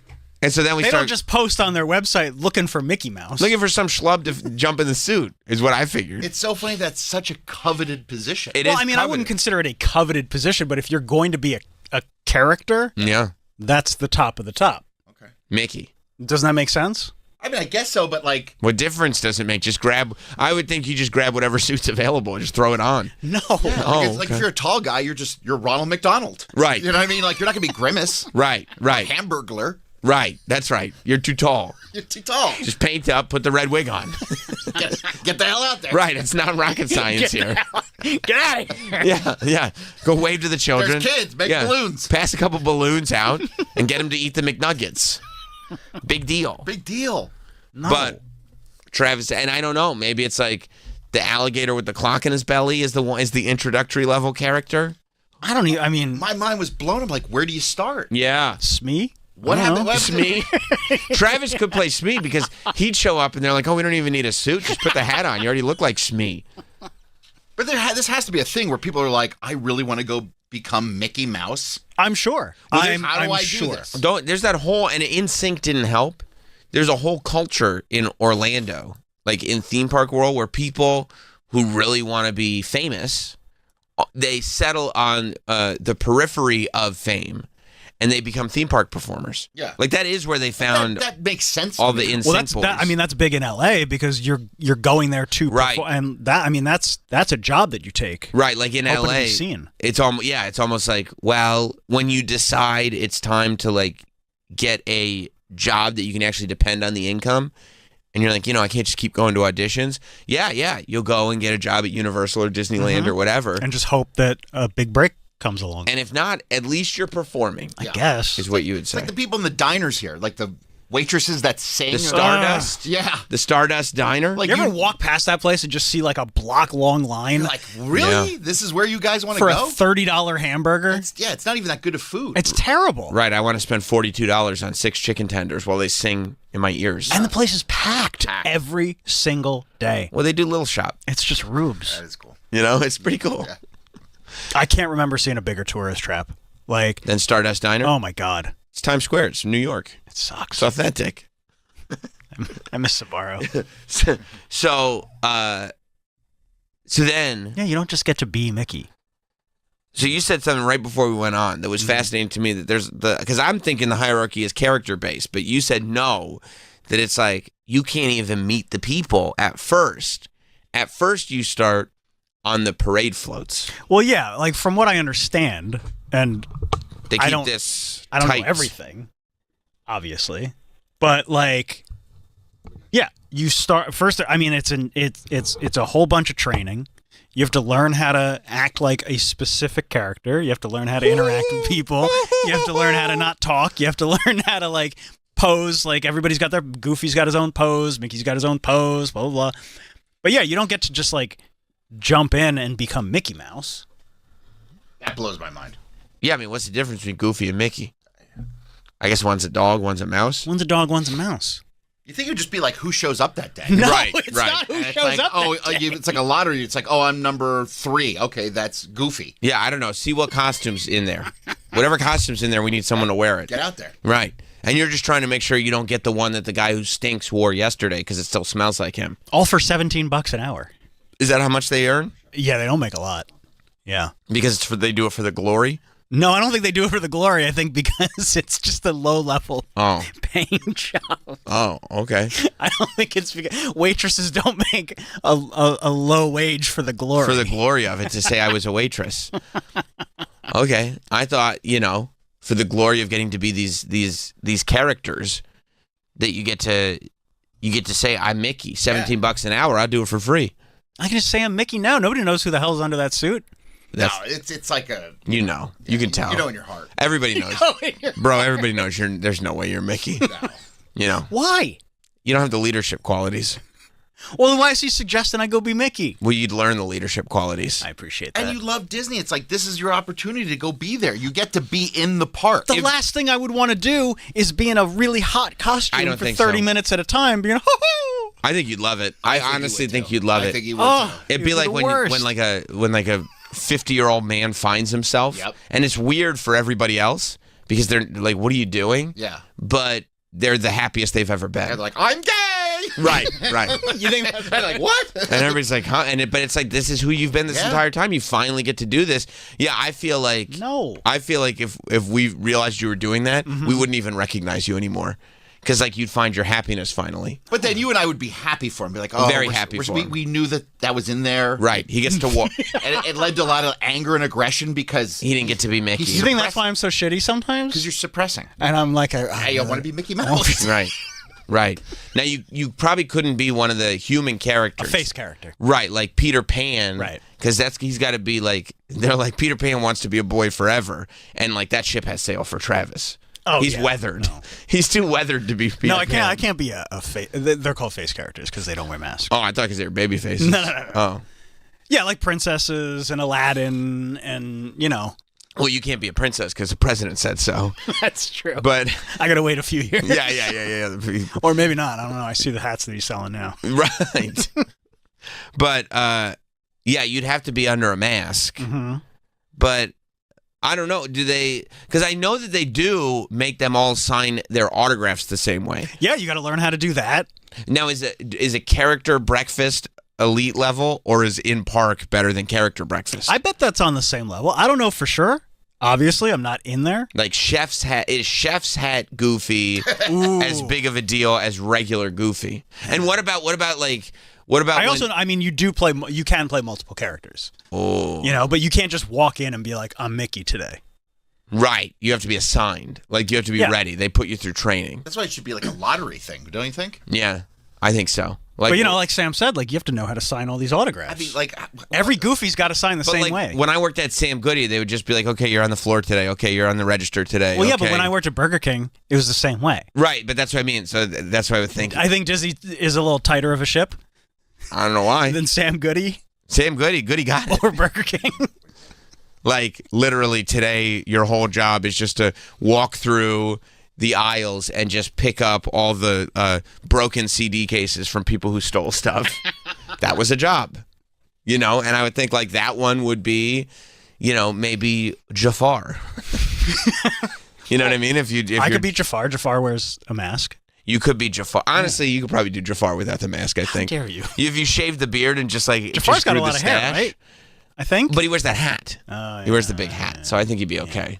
No, Troy, I don't want to just go be Mickey. That doesn't make any sense to me. That doesn't and the autograph thing, what is the training to learn how to write Mickey's autograph? Well, you gotta do handwriting training. You gotta be able to forge his signature. Wait, it could be like Pawn Stars, where you're like, well, look at this one, and then this Mickey did this, and then listen. I would think it's ridiculous, but last time we went, I went with the children, so they got the character autograph books. That's what these kids love to do, right? They love to go around and get autographs from the characters, and at a certain age, they care way more about getting autographs and pictures with the characters than the rides at all. Like my kids, when my son was probably 6 the last time we went, he didn't want to go on any rides at all. He just wanted to meet characters the whole time and get autographs. And we met Mickey at the park, and we met him again at character breakfast. signature matched. Really? And I did it. I took my jeweler's lute, or whatever they're called. You know, the little eyepiece. I took it out. And I checked everything. I checked the curves. Yeah. Okay. They probably have to go through a forensic handwriting expert. Yeah, you got to be able to submit that to PSA and get no rejections. That's right. I feel like you can handle that, though. But I mean, he's a detail-oriented guy. But what I'm saying is, there's things to learn. Okay, so you don't get just on walk it. in. So get on it. I have a job. I'm right here. Look. When I started working at Sam Goody, the first day I had to watch that video in the back room to figure out all the methods. Yeah. And you could get a head start, right? Like I'm sure it's on YouTube somewhere. I'm sure, and I'm sure he's watched it because he loves all that behind-the-scenes stuff. Yes. I'm sure he's watched it. Oh, we're doing the behind-the-scenes tour this time. You are? Yeah, because Riley's finally old enough. You have to be 16. Is it real behind-the-scenes tour, or is it like... You don't go down the tunnels. Yeah. You do? Yeah. Oh. Well, I hope you see a dead guy get home. I don't think there's going to be any dead You know what would be great? If they took him down in the tunnels, they blocked up the entrances and exits. Just leave him stuck in the tunnel. Just me? Yeah. Yeah. You all have their way with me. You go first, honey. You go first. Block them up. No, I'm super excited for that. That's going to be fun. So you're going to go in the tunnel. I'm surprised they do that. Doesn't that take the magic away? I mean, they take you to specific places, you know? But you'll be able to go from like Frontierland to Adventureland? To and be like, how'd I get here? like nothing. Yeah. Boom. That's like 5 hours. I can't wait. 5 hours? Yeah. Do you get to ride rides? Yeah, you get to ride a few, yeah. And lunch. See, it and lunch. Blows my mind. He wouldn't want to be a part of this. Right. Every day. Would you want to go on a 5-hour behind-the-scenes tour of Disney? I can't think of anything less that I'd want to do. Yeah, hit me Well, in it'd be like... fun. You get to learn about stuff. If you tell me it's about... Even 45 minutes seems a little lengthy. You wouldn't go on a 5-hour behind-the-scenes tour of the old WWE factory? But guess what? What? I got a job at WWE. Yeah, no. That's, if you I mean, didn't I think, have a job. But I think that's the point. I got a job at WWE because I'm the type of person. Yeah, I would that work take for a Disney. 5 hour. I just don't want to You be want Mickey, to be Mickey Mouse. I don't know. That's the whole point. There's thousands of jobs. I think you may try. Well, you're not going to be an Imagineer. No. You don't have the background. I'm not creative for it. enough. You're not creative. You have no engineering experience at all. You can barely run a board. But you so I don't see boards there. I don't see how you can be an Imagineer. You're not going. What are you going to be, a ticket taker? You're going to be Mickey. That's there's other jobs. It's not Mickey Mouse. Be a bartender at the Jumblefuck Jamboree. It's not going to happen. Imagineer. Bellhop at the hotel. I'm running out of jobs. You're going to drive the bus? You're going to drive the Magic Express? I don't think so. It's a company, just like this place. Yeah, but just because you work at WWE doesn't mean that you're a wrestler. There's other things to do. I'm close, though. I'm wrestler adjacent. I don't think you are. You interview them. I hang out with the wrestlers. You get lunch tips from them. I do. Yes, I do. Yes, I do. Yeah, but like... No, it's not just like, hey, I want to work for Disney. Oh, what do you want to do? I want to be Mickey Mouse. But you don't want to work in corporate Disney. I would love to work in corporate Disney. Bro, you want to be in the park. I don't want to be in the park. That's bullshit. I don't believe that for a second. It's so hot. Why would I want to be in the park? You wouldn't even notice. I love air conditioning. You wouldn't notice the heat whatsoever because you'd be in paradise every day. What, walking around being Mickey? Of course you would love it. Because you know why? Because everybody would go, that's the king of the park. Man. That's the king of Disney World right there. When you know, and by the way, punching me. By the way, Mickey at the park a lot of times is not walking around. He's got a separate room. Oh, yeah. Oh, that's a good point. The meet and greet room. I remember. But I got to get there. Standing on you go through the tunnels. No. I mean, I have to get to that point. There's a lot of suffering that I have to do first. Yeah, but you would love it. A lot of parades. Oh, you'd love the parades. Are you kidding me? Mickey gets to ride on the last one, and every half hour, you got a crowd of people going, holy shit, it's Mickey Mouse. This rules. And all you got to do is wave to him. You would love that. For $17 an hour? You wouldn't even care about money anymore. You get to perform and be fabulous. Finally. Yeah, that's what he wants. Of course you do. And you get free Dole Whips. You get free Mickey waffles. Imagine the amount of Mickey waffles he would eat. They'd tell him, you got to stop eating all the waffles. You're getting too fat for the Mickey suit. Oh. Because you get freebies. They'd probably give you a free cup. You get to go to all the fountain sodas. 100%. There's so many perks, bro. They hook it up. You'd be stoked.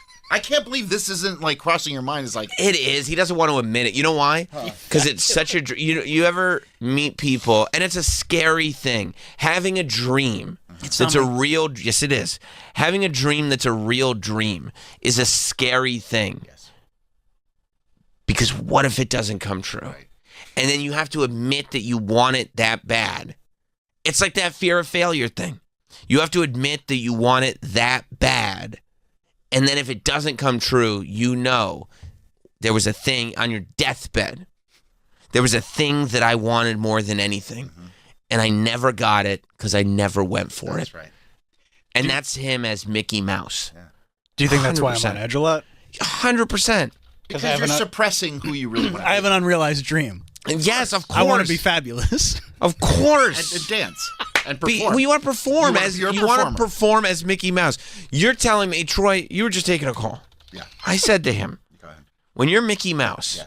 you're the king of Disney World. You are. And everybody who walks into that park goes, there's the fucking guy right there. Yep. That's why we're here. You don't think he would want to be that guy? Of course he would. It's literally his favorite place on the planet, Disney World. Literally. He's like running himself into the ground financially just so he could be there again. He's going into severe debt. Severe debt. Yeah.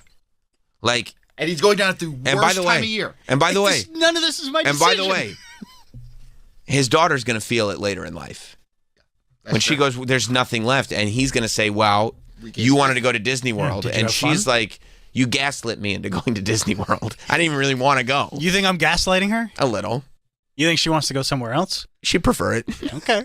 Who wants to go to Disney World for a Sweet 16? I mean, especially for the 50th time. I mean, yeah. I watched that Super Sweet 16 show over and over and over again. I didn't see one Disney World episode. Not one. And Zero. Let's be honest with you. Like, it's cool, but it's like, okay, you've been there. You've seen it. Like, okay. Saw it. I haven't been on Tron. Tron. And I haven't been on the Guardians of the Galaxy roller coaster. Sure, it's totally different. So get out of here with the whole, like, you've seen it and done it. No, that's true. He hasn't done the Tron ride. Tron. Okay, we need Tron. We love Tron. Yeah, it looks awesome. I'm sure it is. Tron. But is it worth going into debt for? Into debt. It's not about me. Into debt that is going to put your family back generations. Generational debt. Generational debt because of this trip. Because you don't want to wait on the lines. Oh, God, no. You know? Yeah. It's terrible. It's so hot. Yeah, no, dude. There's no way you could convince me. That's like if I said to you, no, I would never want somebody to slam me through a table. You'd look at you both. Everybody would look at me and go, "That's total bullshit." We all know you would want them to get slammed through a table. It sounds so fun. And I would tell you, you know what, guys, you're right. I would love to. Maybe I will never do that. Every single day? But I would love to get For slammed 8 hours a day? 100%. If that were my gig, yeah. No, that's And they not go, your gig. and they go, what do you get paid to get slammed through a table every day? I go, I don't even know. I don't even think about it because it's my dream. He's over here talking about $17 an hour. Like, he would never even be thinking about money anymore because he'd be living his paradise. Yeah. I mean, I still have a life. That would be your life. You live in Florida. Yeah, Awesome. what would you do? You'd take off the Mickey outfit, you'd go home, you'd look at all your Mickey statues. Yeah.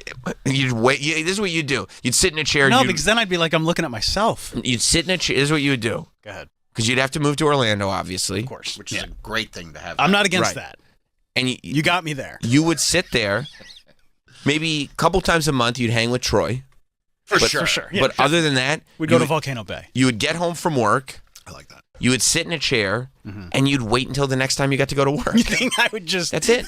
What do they call it? Free ball? Yeah. You'd just be sitting. You'd have a cozy chair. Raw dog. Raw right? dogging. Free ball. Raw dog. You'd free ball Free ball. too. Free ball in Mickey's outfit. That's right. You would do because that'd be Right. your outfit. You'd own it. I would get home, You'd sit in your chair. raw dog, Yeah. eat some dinner, obviously. Watch Snow White. Watch Snow White. Probably, yeah, you'd the have- new version. New version. New version. That's your favorite Disney movie. The new version, live action Snow White. You'd put on in the background, and you'd stare out the window, and you'd just look at the sun, and you'd wait for it to go down and then come back up, so you could go be Mickey again. Can I ask an important question? Sure. In this scenario, where's my family? I mean, you forgot about they left. you forgot about them a long time ago. They left, and you let them leave because some things are more important. But they would love to live in Orlando. They probably still do live in Orlando. Oh, just not with me. Not with you. Because Down I- the street. Yeah, it's like literally right down the street. You never see each other. Because now. I've realized my dream. Right. There are things that are more important. Being fabulous. Performing. And performing. And being Mickey and being the king of the park. And then what? There is no and then what. That's it. And then you die. You ride it till to take your last breath. You think they have 50, 60, 70-year-old people acting as Mickey Mouse? Yeah, man. Yeah, you take off the hat and go, oh. And I look like Mole Man? Yeah. 100%. Nobody would know the difference. You'd smell all musky in there like an old man. Imagine how heartbreaking that is for people. Like, hey man, just to let you know, you can't be Mickey anymore. You got too old. Like, Yeah. you'd just be like, oh, it's all I know. I love being Mickey. They go, didn't you used to be a radio producer? And you go, I forgot all about. I don't remember it. I put it out of my head. That sounds familiar. Yeah, I don't know. I don't know who that person was. It's like when they have to let the old wrestlers out to the pasture. Right. Like it's just so. Do they let sad. them out to pasture? They do. They go, well, go to a high school I thought gym. they just keep coming back do a and coming back for yeah. one more match. Yeah. That's the same thing as Mickey. Steve in Orange County. What's up, Steve? 866-969-1969. By the way, you want to call Sam Roberts Show this morning. What's up, Steve? Hey, good morning, Sam and the boys. I had a daughter, a niece who was very woke. Nice. She went to Disney twice on some internship kind of. She was going to be a princess in all the fabulous shows they put on. That's great. That Disney discriminated against her because she was an inch too short to be a princess. Oh, so she came back with her yeah, she was, So she came back with her ass in her hand. I can't be a princess. She was regulated to being a hostess at one of the restaurants down there. Oh, she's so sitting here. That's terrible. It wasn't so fabulous. I'm sorry, Steve. I hate to hear that she came back ass in hand and had to just be a hostess. But I think Travis would be happy as a hostess at one of the restaurants. Guys. I think, yeah, my ass is in my hand here. Where's your hat? No, my hat's on my head. My ass is in my hand. Ass in hand. Yeah. By the way, if ass in her cock. if you're listening on the Sirius app, there's a little button now on the app that's like a little phone icon. You can just tap the button, and then it'll call Troy right there. Yep. If you just tap the button, you want to call the show. Standing by to take your call. That's right. Just tap the button on the app if you're listening on the app. I think it's like it's a direct line to Troy. That's right. Look, it's right there. Look at that. Boom. I hit that little button. There's a little button. And it says, call Troy. Call Troy. What's wrong? Somebody hit the button. Oh. Somebody hit the button on the app. Sam Roberts Show. What's your name? Okay, you don't need to have the mic on. Are you on? Yeah, you could. Oh, you. Oh. No, it's not me. Oh, I thought it was you. No. I'm right here. He thought you were doing a bit. No.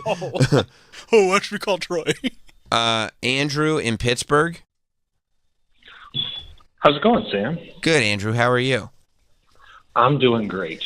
Well, first off, I could totally see Travis wishing he was a Make-A-Wish kid, so his wish could be being Mickey.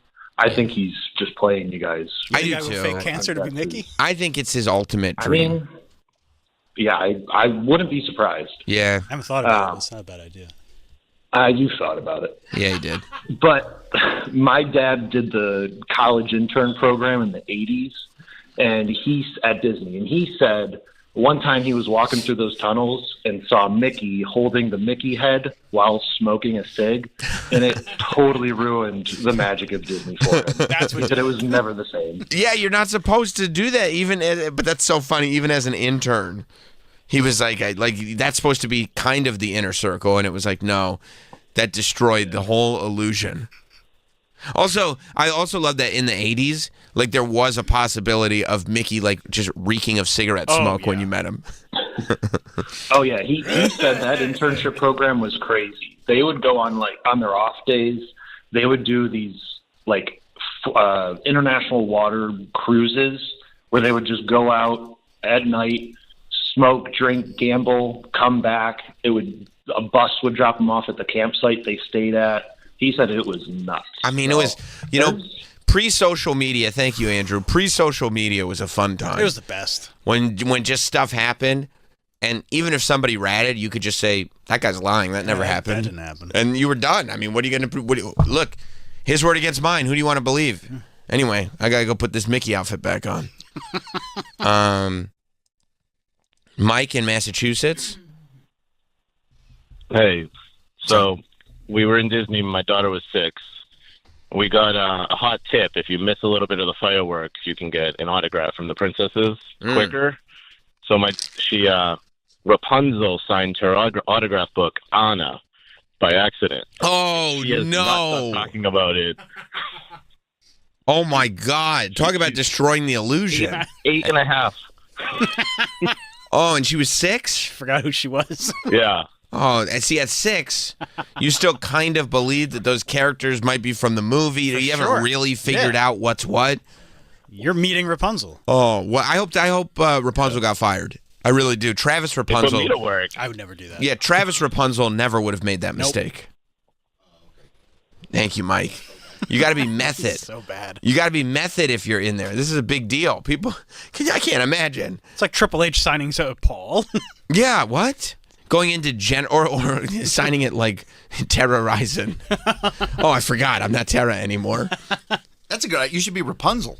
Why is that a good idea? You got to start somewhere. You do. You do. I can't be Rapunzel. Why? She's a face character. I don't look anything like Rapunzel. You shave and throw a wig on. You look a little like Rapunzel. You think? Put a little makeup on that face I'd have to of yours. get contacts, though. You wore a wig for Halloween. You look great. I You look appreciate great. That, You man. did. That was a good time. You did look great. You've got the frame for it. Let me find my mouse. There it is. Let's go I'm to... right here. Oh, I like that. See? Now you're living the gimmick. Kramer in Pittsburgh. Our pal Kramer. What's up? Yeah, man. Hi, me again. I understand, like, Sammy, he went and he played with wrestling dolls, and now he does the wrestling thing and makes money. And Hell yeah. Troy did Hand the over fist. music thing, and Troy makes money doing music. Hand over fist. And then Travis, I don't understand. Like, buddy, whenever I was growing up, I watched the Disney stuff too, but the first time I saw a pair of titties, I never watched Fantasia again. You never seen titties, Like, Travis? How did you, Still waiting. How did you stay with it? Where did this come from? By the way, don't make me break I love the idea. I love the idea that Kramer's just watching Fantasia nonstop. He's like, oh my God, this is revolutionary. I love Fantasia so much. And then he hooks up with a girl, and it's like, well, I'm done with this Fantasia nonsense. Like, he never moved on, never watched Aladdin, never watched Oliver and Company, never watched any of them. I'm just wondering, like, how did he stay with this for years? Because He loves it. I mean, let's face it, there's hundreds of thousands of people like him. And Listen. I saw that Instagram thing that guy was talking about last week, the fat chicks on rides. That's insane. Listen, you're right, Kramer. You're not wrong. I get it. It's nuts, but he loves it. This is his love. And I mean, listen, thank you, Kramer. I think that things that people develop passions for at a young age, you got to maintain it. You got to hold on to that connection. Otherwise, because this is what happens. People like Kramer, they see titties, they forget about what they're really passionate about, and then later in life, and I've seen it 1,000 times, later in life, they are fucking lost. Yeah. They are lost because they've let go. I mean, Troy, you did a lot of work to re-find yourself, didn't you? Speaking of titties. Troy, did you get lost in some? You got lost, didn't you? Oh, yeah. Hell yeah. I'm back, though, baby. You are back. You are back. But it took walking down the streets crying, listening to Taylor Swift. Endlessly. At an age that it was inappropriate to do so, to find yourself once more. And there he was. There he was. You can't let go of that stuff. Kramer, if you love Fantasia, you got to keep watching Fantasia. You got to figure out a balance in life. It's okay to bring titties in a little bit. Of course. But you got to keep the Fantasia, because if you just go to one side all the way, I'm telling you, later in life, you're just going to end up with a thick Pittsburgh accent calling into a radio show from your truck every day. Yeah, it's not 100 or 0. Right, and that's not a life anybody wants to lead. No. You mean the thick accent? The whole thing. Just drive around looking for hoagies. Yeah. Yeah. Getting his bill from Sirius going, I'm getting housed here.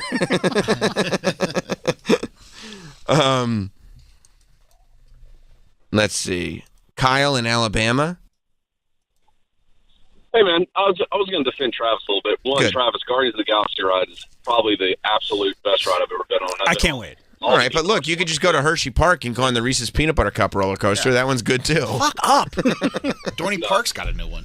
That's probably great. I've heard bad stories about that. Well, you don't want to go on teen night. Don't go on Halloween teen night. Yeah. You'll get your ass kicked. Get your ass. That's right. Go ahead, Kyle. We had a family member that we had a family member that was a character for 3 years. Nice. And it's 80% women. Yeah, it's that there's a few gay guys that do it too. All right. But it's even the male characters. They're all female, and you got to be under 5'8" Perfect. They relegate you to Pluto, or you have to be like now they're doing Star Wars characters or whatever. But 5'7". Majority women. Travis says. Travis says. You're gay, so Thank you, Kyle. Travis is Check 2 box. Travis is 5'6" with shoes on, so that'll be fine. 5'7", man. Yeah, right. Nobody thinks that. My license says 5'7". Well, you lied. No, that's government. Well, yeah, you need to be arrested for that because there's no way. No. Troy, you think Travis is 5'7"? Troy. No fucking way. No. What? No do you think I fucking am? way. There's a snowball's chance in hell that Travis is 5'7". 5'3"? 5'3"? Think I'm Travis Bogues? TJ and PA. What's up, TJ? So, have you heard about the Disney conspiracies that go on in Disney World? What kind of conspiracies? Tell me. So, like the Disney elite, for example, like they wear black shirts and tan khaki polos, and apparently, if something goes wrong, they surround the park and look for whoever's doing something wrong. Walt Disney World is frozen. And one story about this. I was in Florida. Wait. The second one there. I'm going to tell you right now, TJ, based on this phone call, I believe in the Disney World Secret Police. I believe that one. You just said Disney World is frozen. Now, I've been to Disney. Walt Disney. Oh, okay, because I was about to say, it would have melted for sure by now. It's so hot. But you believe about the Disney police? I believe the Disney police, and I'll go with you that Walt Disney's frozen. I'll go with you on that too. So I have a fun story about the Disney police at one point. Nice. So I was in Florida about 2 years ago, and we were in Orlando, my wife and I, and we saw some dude in a black polo shirt with khaki pants walking around looking for somebody. It was really bizarre. Bro. That was 2 years ago, so I don't know if you true, dude. encountered them. It's true. Thank you, TJ. You can't be Disney Secret Police, though. Why? You don't have the authority. Like, nobody would take you seriously. You'd be like, you have to leave the park right now. People go, or what? Yeah, what do you Or do? what? Fuck you. Yeah, shove him. Eat shit. Yeah, because what would happen, right?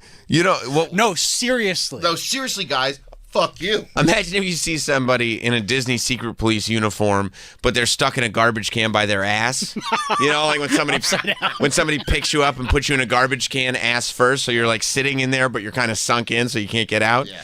The whole Disney Secret Police operation would be thrown into catastrophe. Nobody would take them seriously. Isn't that one of your guys over there in the garbage can? Yeah, we thought he was going to be Pluto. But I don't know how he got this job. Yeah, why don't you be Pluto? Pluto doesn't talk. None of them talk. Oh. Well, Pluto, the character, doesn't talk IRL. Right. So you could be But him. like Goofy doesn't talk. Goofy talks. Not in character. Not at the park. Oh. Okay. You know how fun it would be to dance around like Goofy all day? Oh, yeah, you get to wear that vest. Who cares? I can't believe this. This is blowing my mind. He's not like, this is a great idea. He's blocked it out. Doesn't this seem like this is a no-brainer? He wants it too bad. Why would anybody want to do that? Everybody wants to do that. You want to do that. Weirdos that are obsessed with Disney. I'm like not you. obsessed with Yes, you are. Disney in that way. You're unhealthily obsessed with Disney. He goes, I'm not obsessed with Disney. Anyway, I got a Tinkerbell statue at home. I mean, that's just a cool statue. That'd be like if I'm sitting there, once again, looking at my Slammy Award, going like, I mean, I like wrestling, but not like that. It's just, No, be like, what are you talking? Shut up. Dude. Shut up. I got Tinkerbell, I got Figment. Don't you have an acrylic on velvet painting of The Undertaker? Yeah, everybody has that. Don't you have Mankind's smelly shirt? No, it doesn't smell. I mean, you just like fine art. Yeah, it's just art, dude. It's just display pieces, whatever. I don't like wrestling. Yeah. Like, what's he talking about? Yeah. I can like something and not want to. Strange, dude. Strange. You got a Tinkerbell statue in your house, dude. Next to your rum, and that's your most precious possession. You think I just put all of my everything I love goes? If there's here. a fire, go here. Grab this stuff: the alcohol and the Tinkerbell statue. It's ready to go. Yes. Chris, the teacher. What's up, bud? Oh boy. Hey, morning, guys. Been a while. Yeah, man. So I dated a Cinderella princess character after college. Whoa.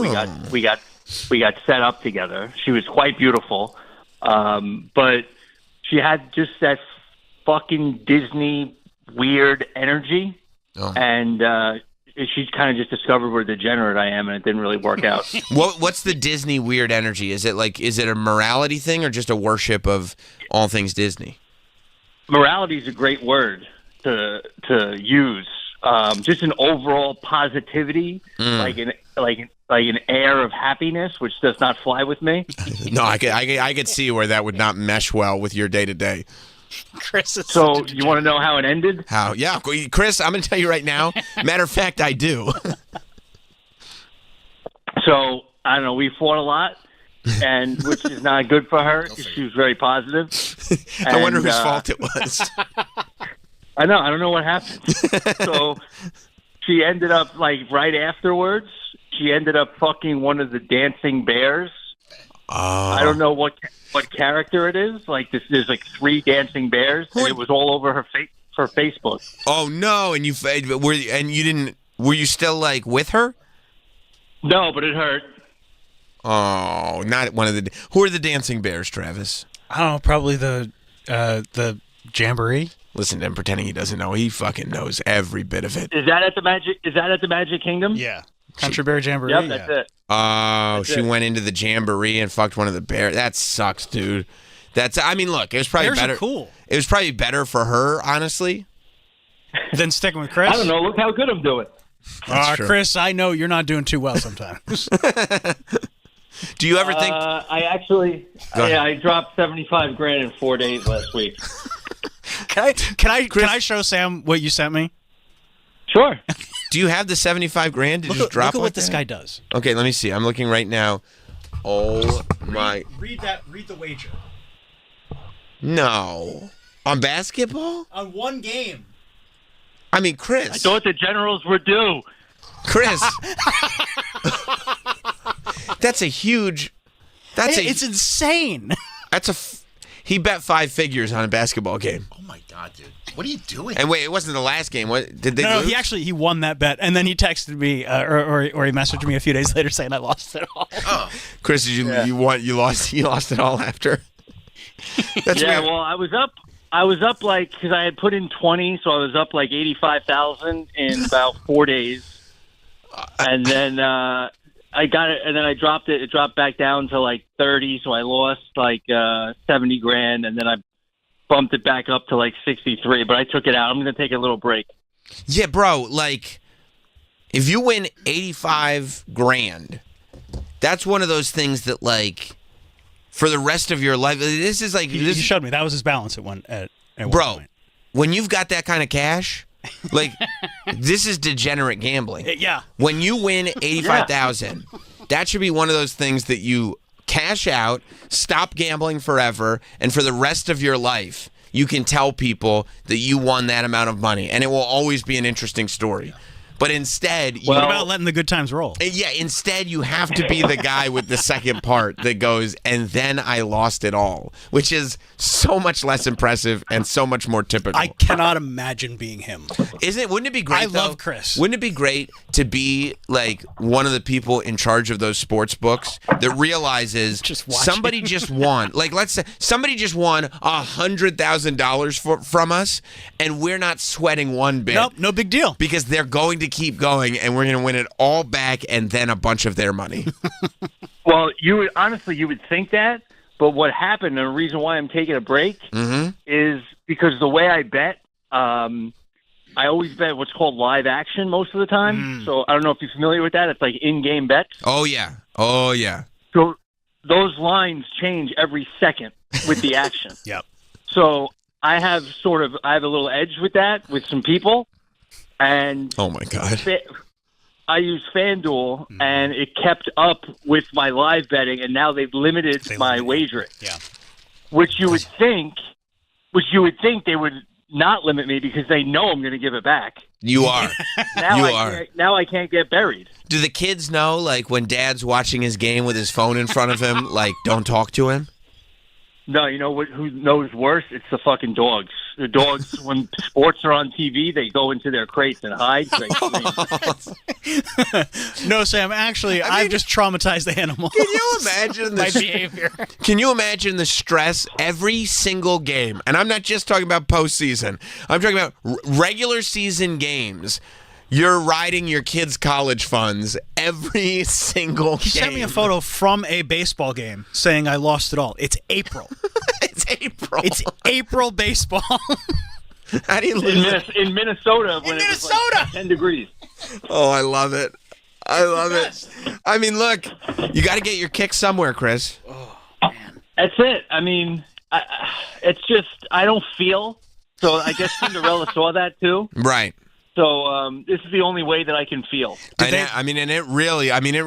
got to believe it really jacks you up. Just the highest of highs. But it's like you develop a tolerance to it, so you got to go bigger and bigger, so you feel a little bit. Like they limited my wagers now. I think my live wager limit is like $8,000. Mm-hmm. I'm not betting that. It's just not enough.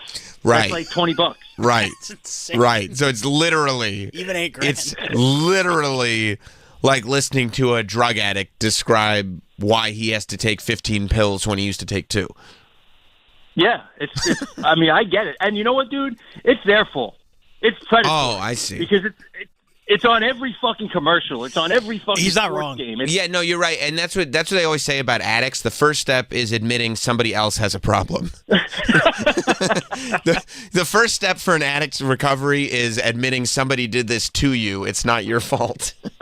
I mean, they push it more than anything else. It's No, insane. I know, but still, you have And that's to why you got guys like Chris saying, like, being limited to $8,000 per bet is not even worth it for me. I mean, listen, I watch McDonald's commercials every single day. You know whose fault it is that I have to go down and get a 20-piece? It's mine. It's my fault. It's like going to like the beach and being like, "There's titties everywhere." I'm a sex addict. I can't control myself. Well, guess what? I feel like it's McDonald's fault for putting all those commercials on. Well, you're wrong. You're wrong. Chris, I'm with you. Don't listen to them. No, you're right, Chris. Don't listen to us. Listen to Travis. It's clearly the path to redemption. Travis, if you want to bankroll me, I'm not bankrolling you. I know. I'll win you a couple of Disney trips. I know how it ends. Chris, have you gotten into have you gotten into cards?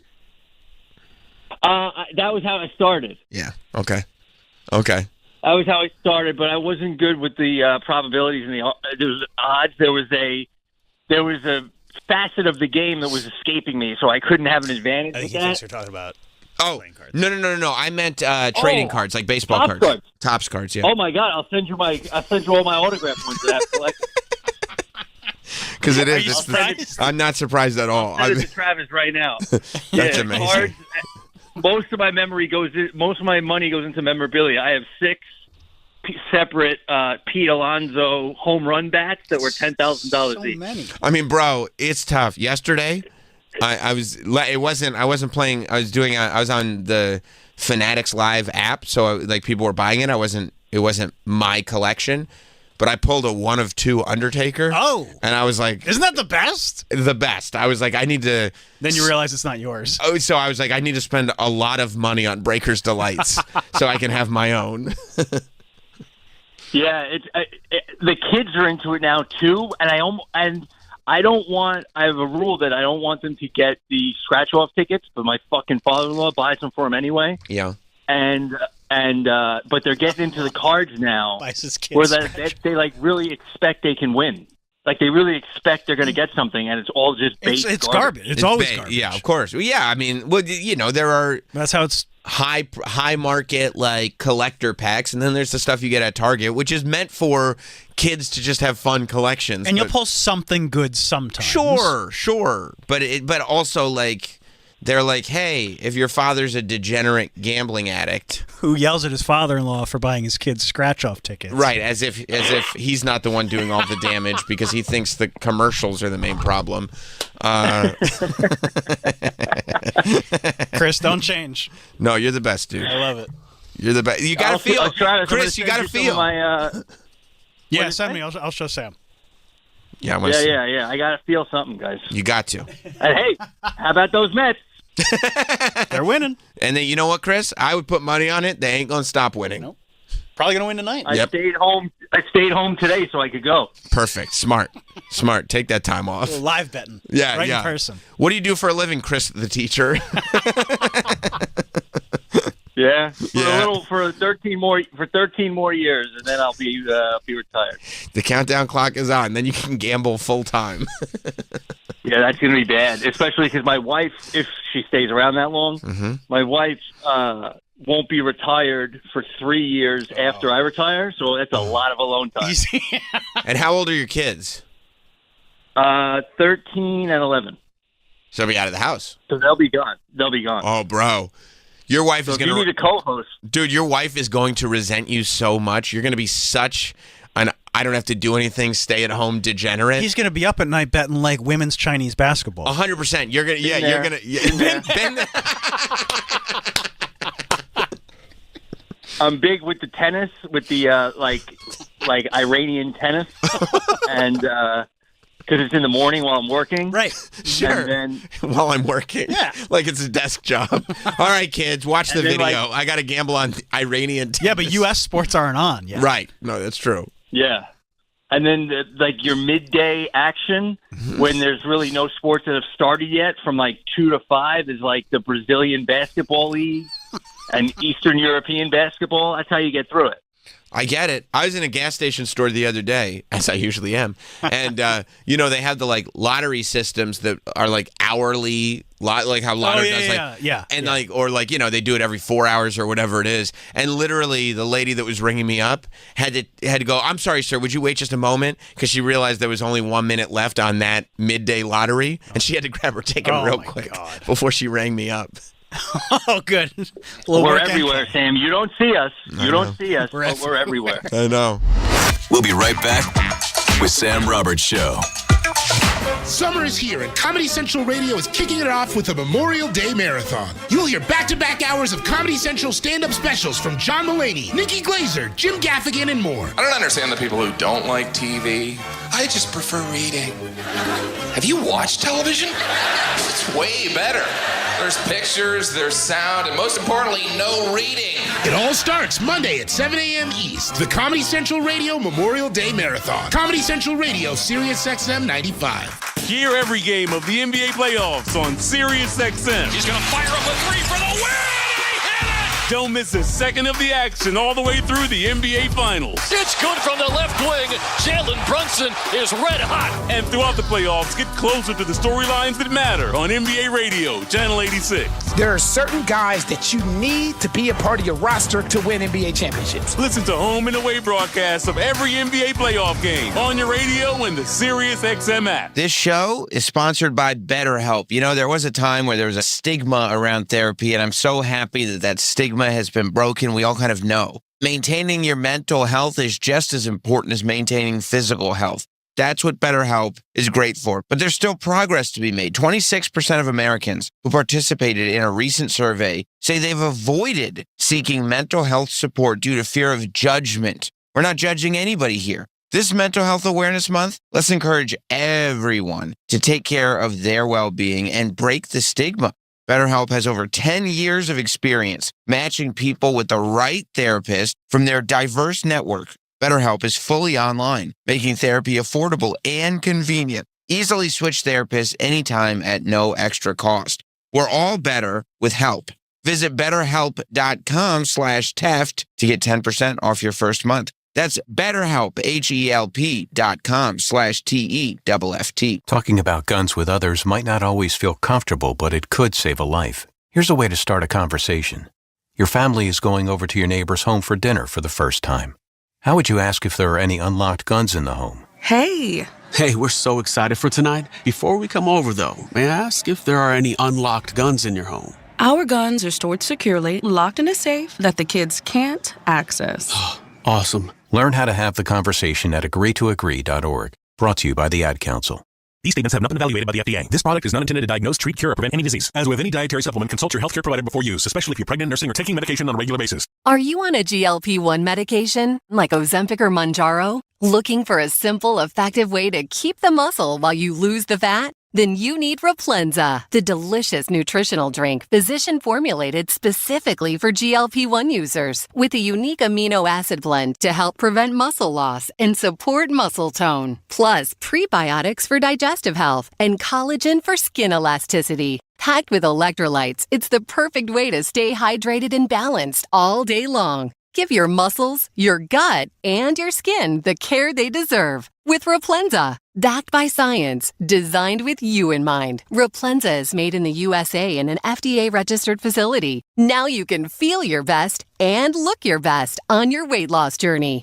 On a GLP-1, get Replenza at CVS, Walmart, and Publix. Navigating life stages, Caring Transitions offers support for every step of the way. For seniors relocating or downsizing, we offer a compassionate, individualized approach that provides comprehensive solutions. Estate sales, our experts will list your items on our exclusive online platform, CT Bids. Preserving memories and keeping your family's best interests at heart. And for those tough cleanouts, we're here to help. Visit caringtransitions.com.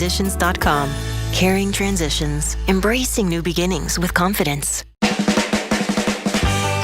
Sirius XM, Channel 103. Faction Talk.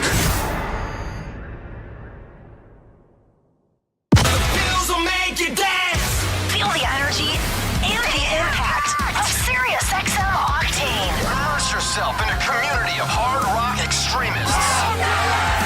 World premieres, Live performances. and artist takeovers. A giant thank you to the entire Octane community for keeping rock alive. Turn up new hard rock. Turn up Octane. Tonight, Channel 37 and at home with the Sirius XM app. Go. It's official, sports fans. First Things First is a hit. First Things First is a good mix of analysis and total ridiculousness. That is unbelievable. I'm all ears. Nick, Drew, and Wilds are the MVPs of sports shows. I'm Mahomes, you're Kelsey, and you're Andy Reid. I kind of want to be Mahomes, or at least Kelsey. Yeah, I think I'm more Mahomes. First Things First, weekdays at 3 Eastern on FS1. This show is sponsored by BetterHelp. You know, there was a time where there was a stigma around therapy, and I'm so happy that that stigma has been broken. We all kind of know. Maintaining your mental health is just as important as maintaining physical health. That's what BetterHelp is great for. But there's still progress to be made. 26% of Americans who participated in a recent survey say they've avoided seeking mental health support due to fear of judgment. We're not judging anybody here. This Mental Health Awareness Month, let's encourage everyone to take care of their well-being and break the stigma. BetterHelp has over 10 years of experience matching people with the right therapist from their diverse network. BetterHelp is fully online, making therapy affordable and convenient. Easily switch therapists anytime at no extra cost. We're all better with help. Visit betterhelp.com/Teft to get 10% off your first month. That's BetterHelp, HELP.com/TEFFT.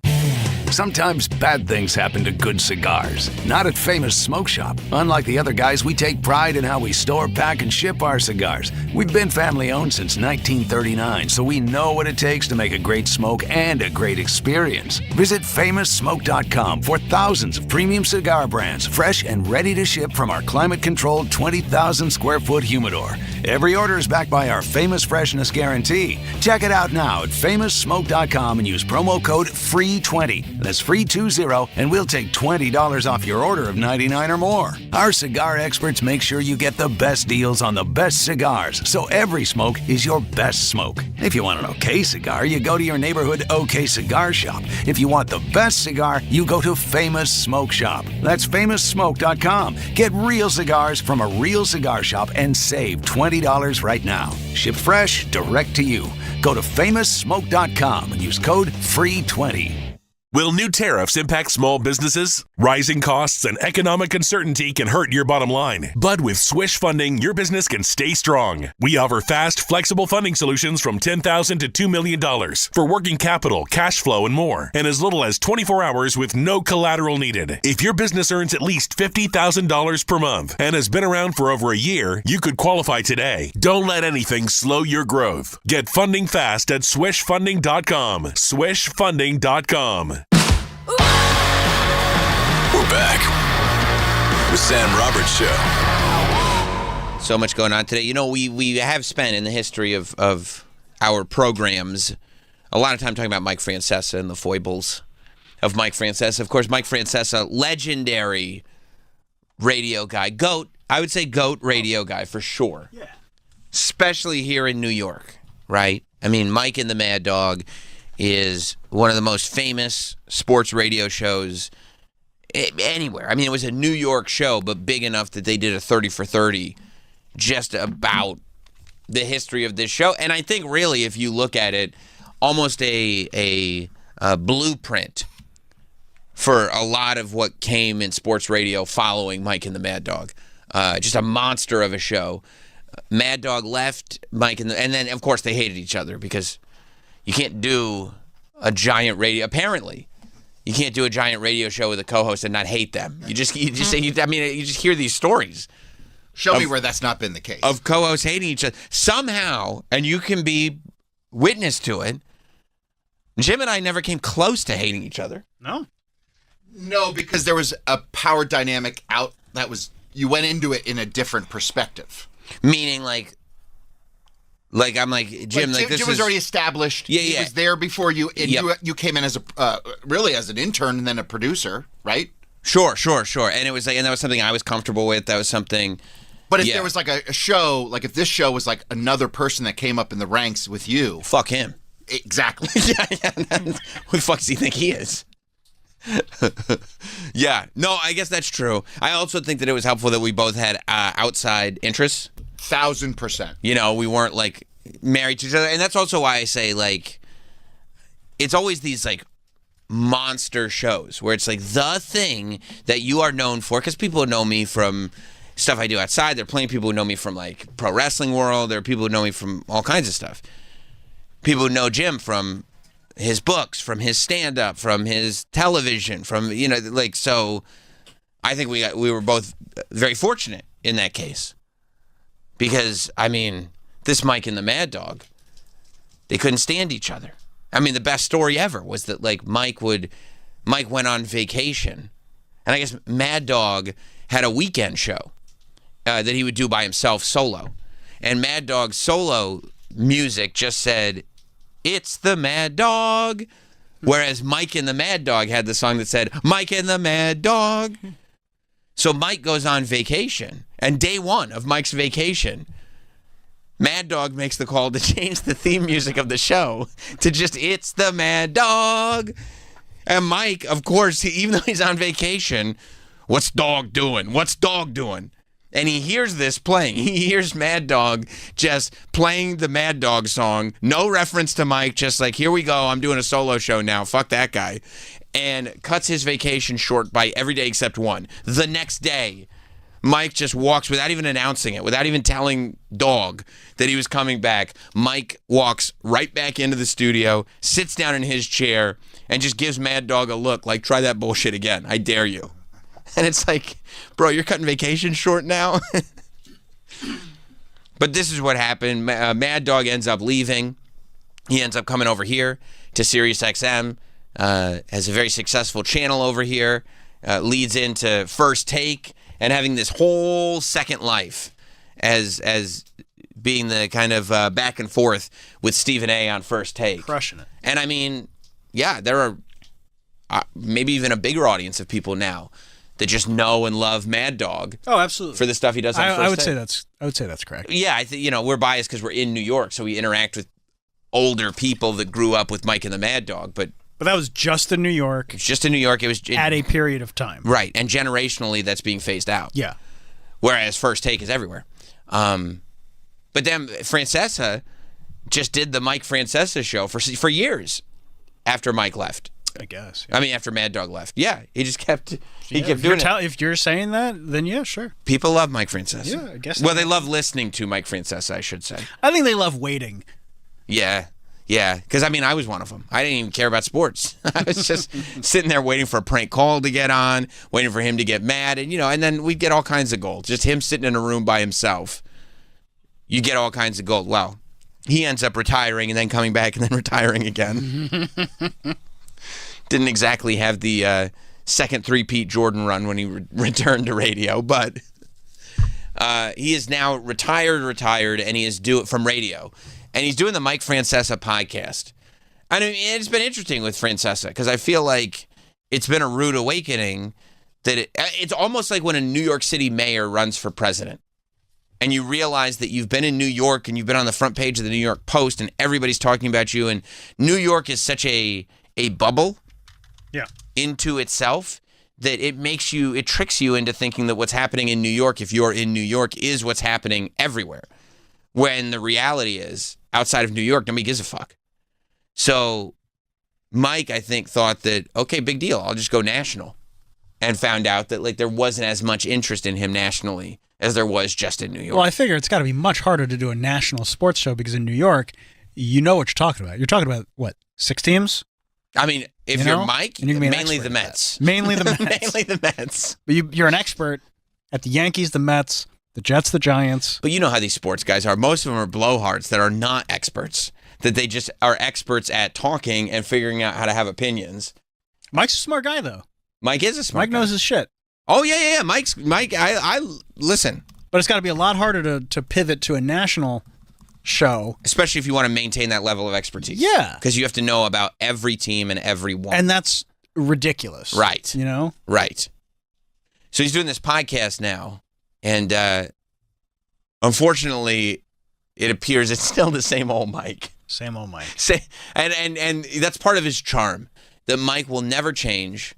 This was his podcast that was streaming live. A lot of views. Look at that. That's what, 237? Yep. Well, I mean, it's more than some people I know. That's true. There are people that would die for 237. 237 would be huge. I mean, there are people who for 237 would kill a man. Pour scalding hot coffee on their genitals. Oh, yeah. We'll give you 237 views on your stream. I'll take it. Okay, fine. Yeah. So here's Mike getting down to brass tacks. Talking about the March Madness. Excuse me, who's correcting me?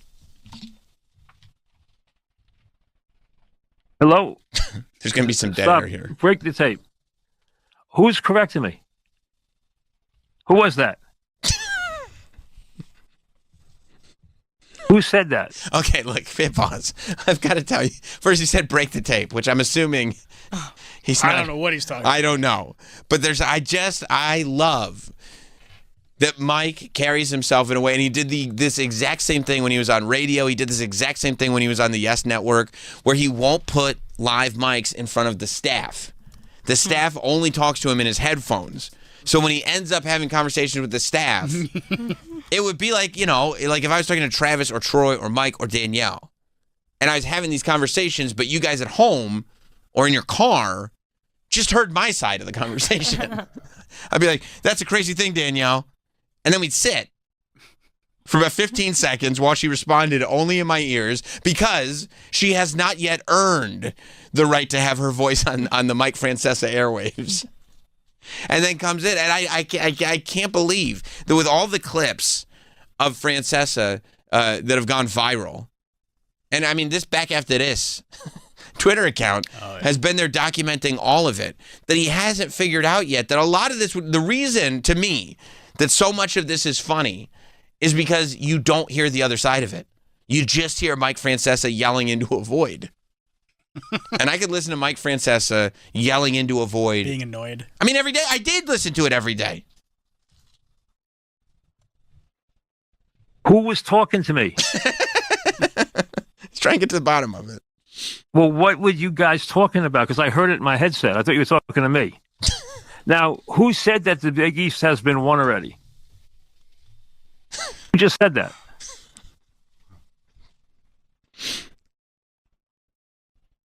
Yeah, but who said it?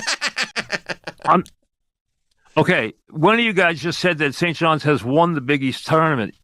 They have not won the title yet. You win the title tomorrow night. The championship trophy goes with tomorrow night's winner. It does not go with the regular season champion. It can't, because if it did, why the hell would you have a tournament?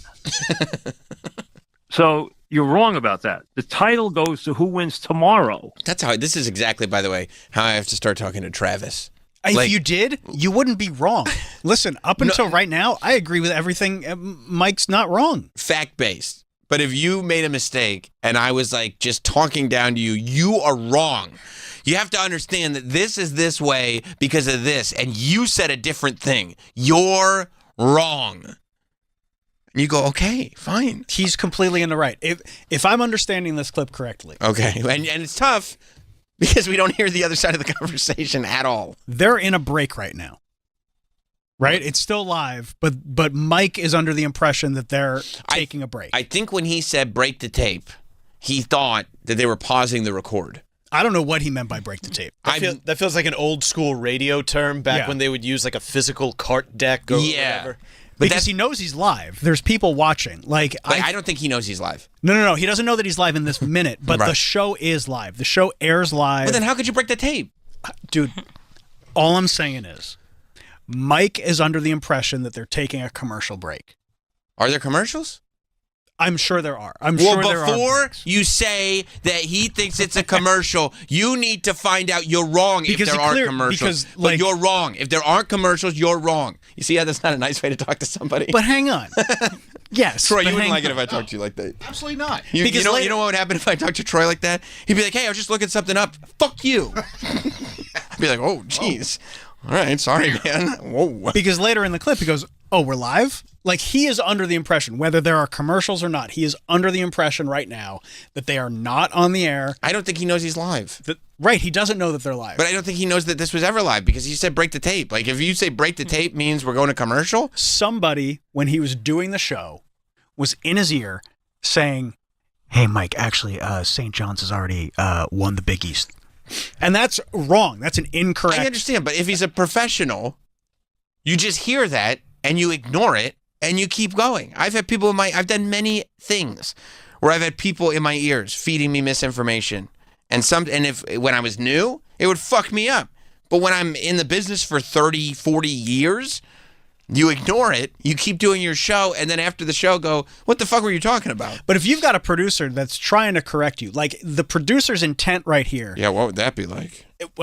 Hey, Sam, say something wrong and I'll correct you. Whoa, that's how Mike talks to him. But like if you've got a producer who is in your ear while you're live saying, hey, Mike, you're wrong, this is actually right. No, I'm not. Then your intent as a producer is to get the correct information out there, or what you think is the correct information out there. And that's wrong. Mike, in my opinion, is totally in the right here. You're spitting me wrong information. You should, if you're a producer, you should be 100% sure. But how does he not know he's on the air? I don't know. I'm not trying to defend whether Mike knows that he's on the air right now or not. Because you can have this conversation later. Well, that's what he thinks he's doing. He thinks he's having it in a meeting. He thinks it's later? He thinks it's already later? He thinks it is during a commercial break. He obviously... But he didn't throw the commercial. Maybe he did. I didn't want... We're seeing this... He said break the tape. Yeah, we're just seeing the clip. But he said, I don't know what break the tape means. Nobody knows what that means. You think break the tape means it's like, oh, okay, he said break the tape. Let's play a commercial. Can you imagine if I was like, okay, we're doing this like just midstream, just be like, yeah, I don't know about this Mike Francesa, break the tape, and then we just went to commercial. The audience would be like, what? We were in the middle of a conversation because the clip starts with him talking about the topic, and then he just says break the tape. I think he meant stop recording. That's what I think he meant. I don't think he knows he's on live. Right, but this is the type, like when you do your when you used to do your Friday night show. It was live. It was live, but then you would also release it later. Break the tape. You would break the tape. Yeah. My assumption here is that he does this live on Twitter or whatever. Okay. And then the podcast is put out on his feed later that day. If that's true, then he would know he was live right now. But I don't think he's thinking about... I don't think he knows he's live. I don't think he's throwing a commercial because in the beginning of this clip, he's talking about the topic and then he just says break the tape. I don't know what break the tape means. Danielle, you just went to college, right? Yeah. Did they teach you what break the tape means? No. Fuck. Just know Mike. what tape is. You don't know what tape is? I mean, I Googled break the tape, nothing comes up. Fuck. I Googled break the tape radio, nothing comes up. Mike, you did 10-10 wins for a long time. Your dad's a legend in the business. Does he ever say break the tape around the house? I've never heard. Maybe we get someone from the Connecticut School of Broadcasting on the phone. I think Dave LaGreca taught there for a while. Maybe he knows what break the tape means? Give him a call. Okay. Yeah. Dave, what's break the tape? I bet you Eric Nagel would know. We should give him a call. He doesn't even know we're on the air. Yeah. We're not Bonfire or Bennington. That's right. I forgot about that. Yeah. We could break that news to him. Wait, let's break the tape to him. Hey, Eric, guess what? We still have a show. Go back. Good news. There's another one. Go back to the beginning of the clip because you'll hear. No, I totally agree with you. Let's why like tell me when you think. They have. Excuse me, who's correcting me? Oh, wait. He says, "Excuse me, who's correcting me?" Hello. Stop. Break the tape. I don't know what that means. I'm going to say it means pause it. That's what I think. But that's fine. But then that would imply he doesn't know he's live. Like edit this out. We're trying to figure out what the deal is. If it's going to go to his podcast, he wants this part. I think in his mind he's recording a podcast, and he forgets that he has a camera on him, and that they are streaming it live on whatever platform. Which is Bet Rivers streams their shit on. And I think that could be true. Which is hilarious because he got caught so many times on the Yes Network forgetting there was a camera on him. Like fool me once, you know? There was this period of time, and I talked to some of his old producers. It's crazy. He's got a problem with camera. Like, he forgets that he's on camera. He does, and you know what? That does lend to his credibility as the fact that he's putting it all into his broadcasting. All he cares about is the broadcasting. He forgets he's on camera. But I do know for a fact that he went through a difficult period of time when he was on the Yes Network where his wife wanted him to lose some weight. That's what I heard. I heard this. Somebody who worked for him told me that his wife wanted him to lose some weight. So that's when, he would have the Coke bottles with the label ripped off. It was not because of the sponsorship thing. It was because he didn't want his wife to know he was drinking regular Coke instead of Diet Coke.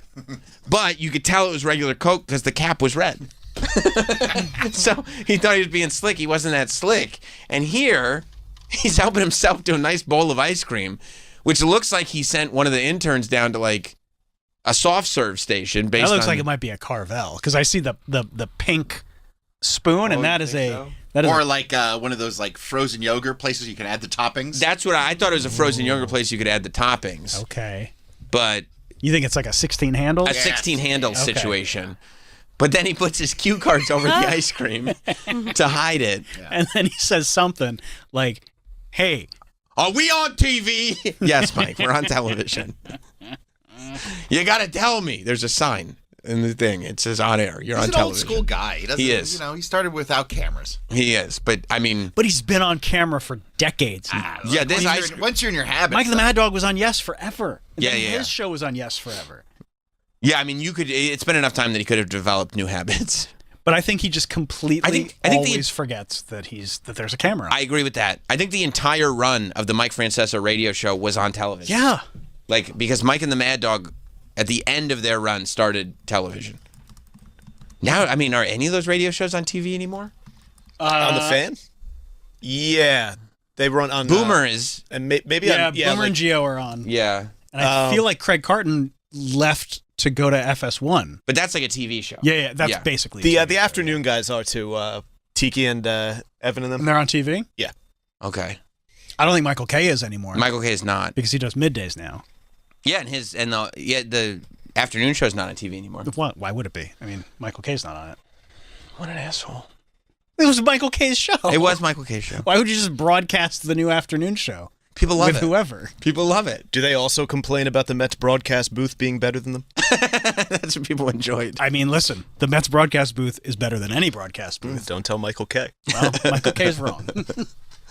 Yeah, because now it's like Colin Cowherd still gets broadcast on television, but again, his is more of a television like a TV show designed as a radio show. I think Jim Rome is on TV somewhere. I think he's on Twitter. Maybe that's what it is. Yeah. Maybe he signed a Twitter deal.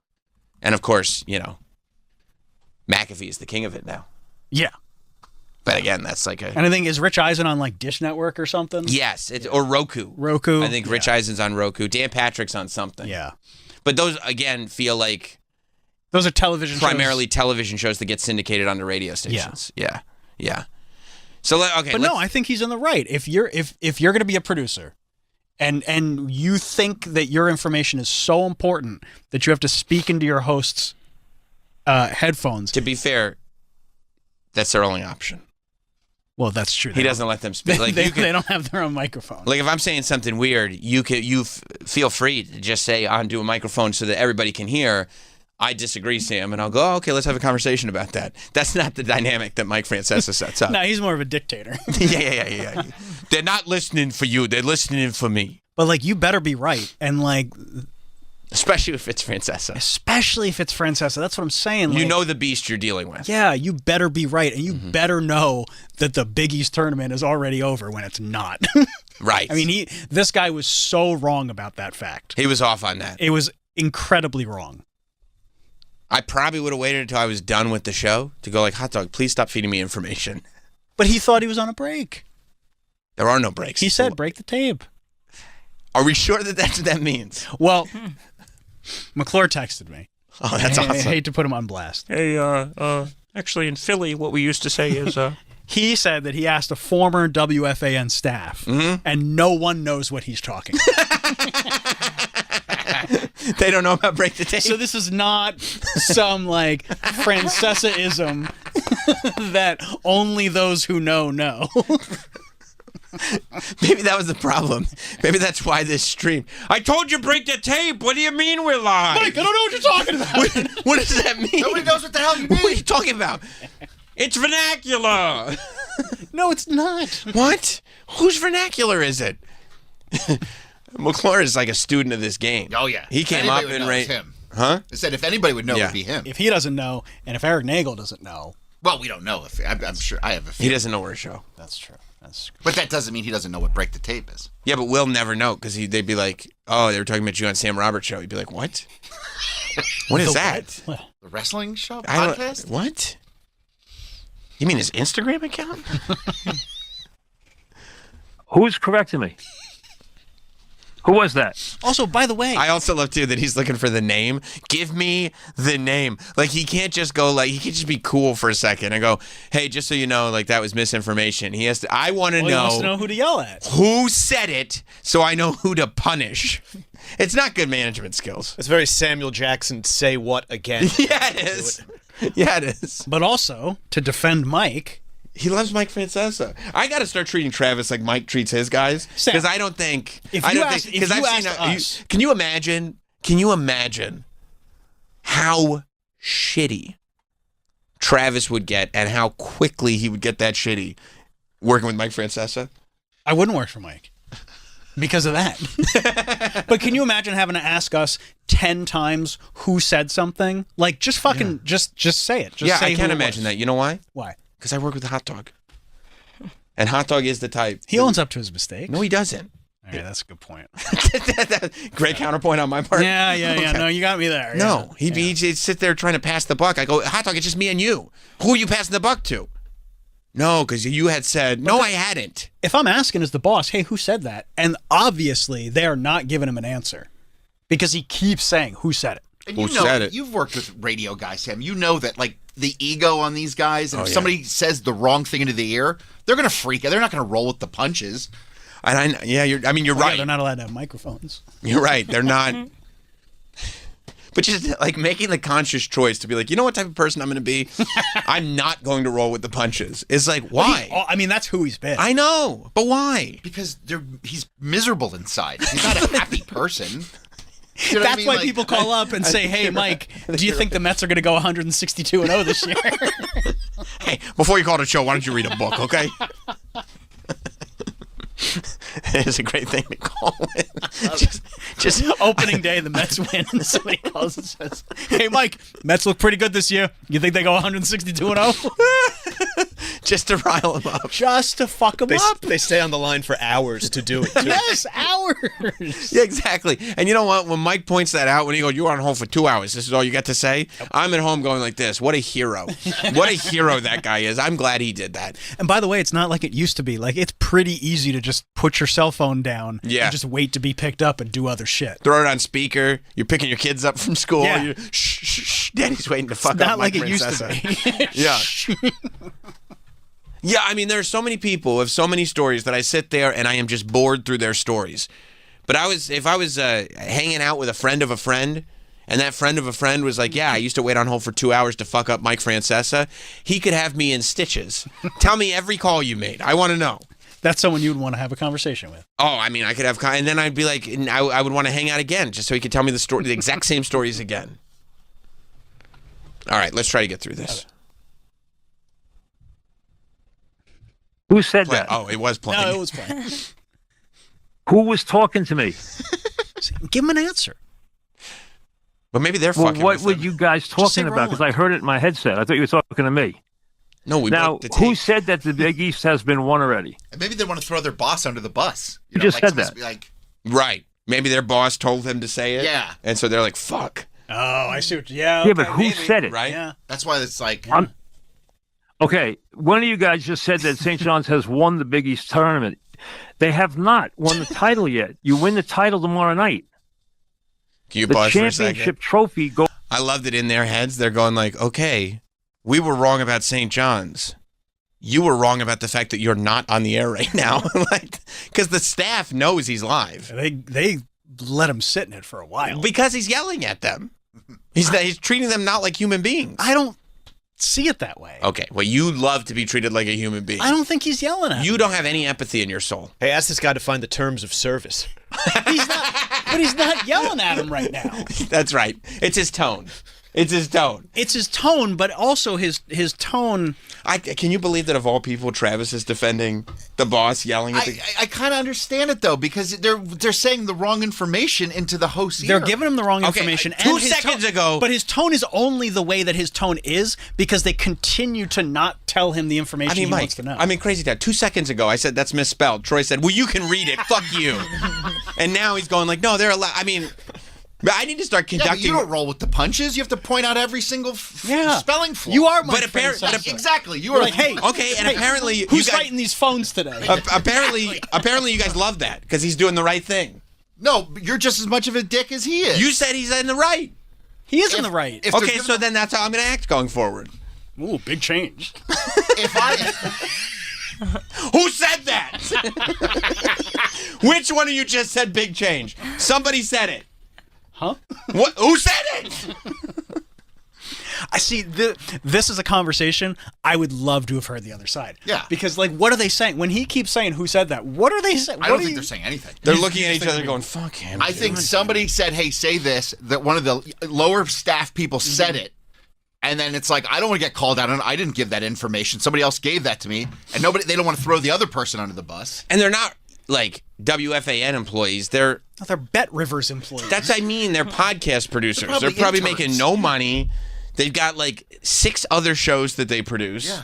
And they're like, why is he acting? And he's a dickbag to them, so they're like, fuck him. Because that's the other thing. He's acting like he's still #1 in New York. And they're sitting there going like, we're making $15 an hour. Like, If that. You're on like the 8th most popular betting website's podcast platform. Right. They're sitting there going like, who cares who said it? Like, just do your fucking show, Move dude. on, dickhead. Yeah. Hey, old man. Yeah. Who's going to tell this idiot he's still alive? Whatever. Should we tell him who said it? No. Don't tell him. That's the other thing. Like, you're right in the sense that like the people that are working for him, I would assume, have no idea who he was. You know? So like there's a good chance of that because so they're probably kids. going to be like, hey, it's already been won. Yeah. Stupid old man. Right. Not knowing that they're probably totally like, wrong. Danielle coming out of college going like, okay, I guess this is kind of like a job in broadcasting. Yeah, this would be a good first job. And then they got to deal with some guy who thinks he's still #1 in New York. Yeah, like this guy was famous when my grandparents were around. Yeah, like, okay, oh boy, I'm really scared. Yeah.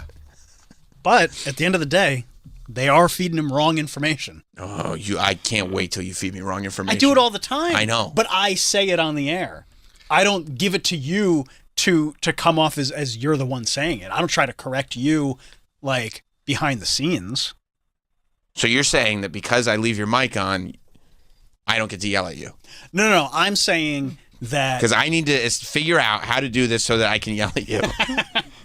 I'm saying that they're in his headset trying to get him to say what they think is the right information, but it's wrong. Say it. I in this position get to just be wrong in my own voice. You know what I mean? It would be funny if you had a direct feed to me and you were like, Mike Francesa's still on the fan? Yeah, Mike Francesa's still on the fan. You're just chuckling to yourself. Like, now it's coming out of your mouth. You're the one who said it. Shit! Plus, there are Twitter accounts dedicated to every time I say something wrong. Yeah. That's embarrassing. It is embarrassing. For everyone involved. Yeah, well, imagine there's a Sam Roberts Twitter account just making you look like an asshole every day. Every day. They're not making him look like an asshole. He's doing it himself. Hey, good luck with that. It's not going to be a very successful Twitter account, I don't think. All right, we're still only a third of the way. Fuck. Sorry, I'm sorry. Goes with tomorrow night's winner. It does not go with the regular season champion. It can't, because if it did, why the hell would you have a tournament? He's right. So you're wrong about that. The title goes to who wins. So you're tomorrow. wrong. Okay, fine, I'm wrong. They are the regular season champs, but that's not the championship for the title. Okay, fine. The Fine. title, the trophy, comes to the winner of tomorrow night's game, no matter who it is. They have to do that. Because otherwise, why the hell have a tournament? No, I know you said that. If St. John's had already won the title, what are these 4 days for? Can you pause? I'm sorry. Now you're just saying the same thing over and over. And he doesn't even think he's on the air. No, he does not think he's on the air. This is who he is in real life. We've broken the tape. The tape's broken. He decided to break the tape long ago.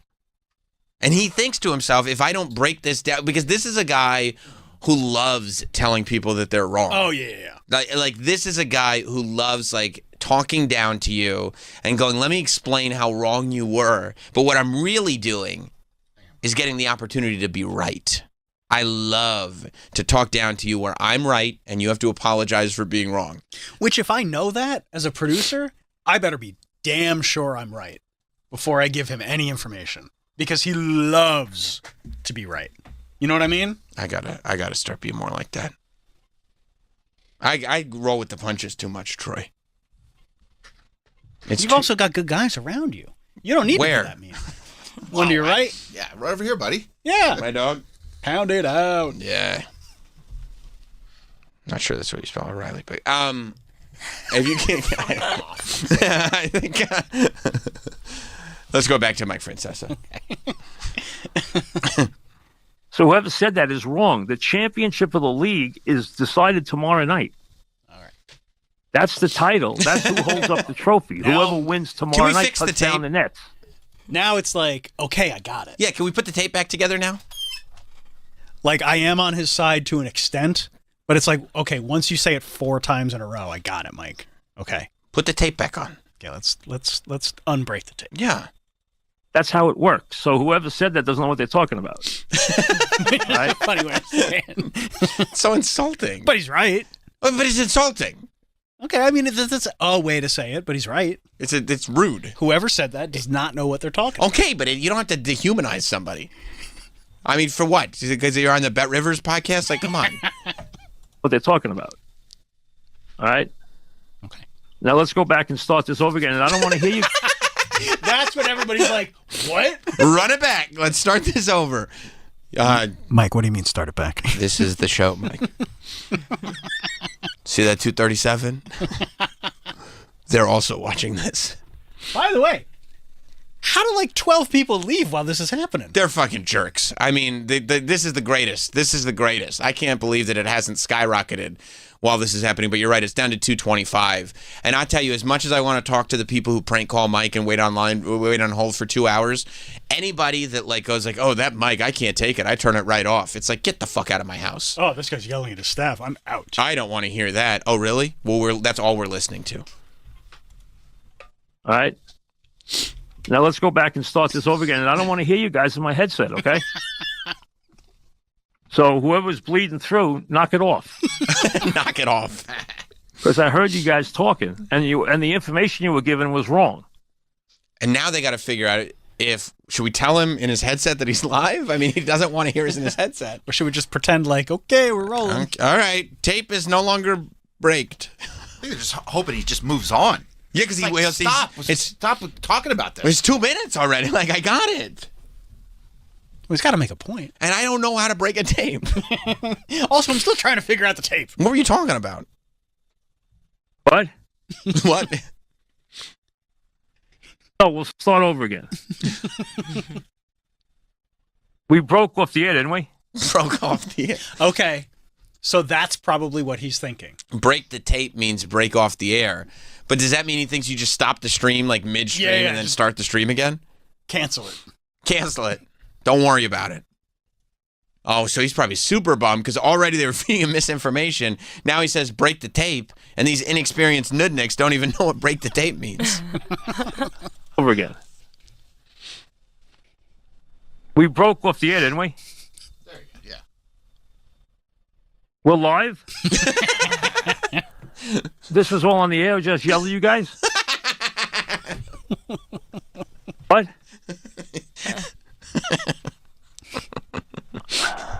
You got to be kidding me.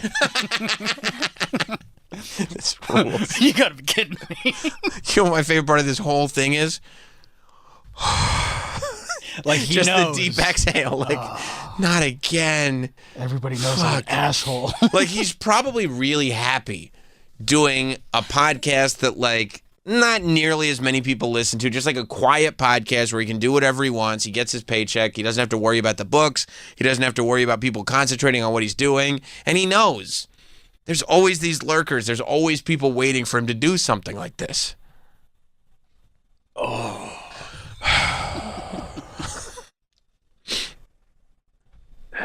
You guys have got to be kidding me. All right. I apologize for that outburst, okay, folks? All right. I didn't realize we were live. I thought we were taping this. Okay, that's my mistake. I didn't realize that. Now, so this is going to go viral now because I yell at you guys. You realize that? Like it's their fault. Yeah. But the championship goes to tomorrow night's team, but that's not the point. No, he's trying to get back into the show. By the way, I was right. So just to recap, I was completely right. If we could just ignore that last 3 minutes. And he knows exactly where it's going. Of course. He tries to be a good sport. He shows up at FrancescaCon. And that was huge. Still. Brad in Portland. Hey, Sam. Hey, first off, your phone screener, the best in the industry, needs a raise. Wow. Whoa. Congrats, Troy. Second, this is a very Bill O'Reilly, fuck it, we'll do it live rant, right? It really is, except it is live. It is live, true. Yeah.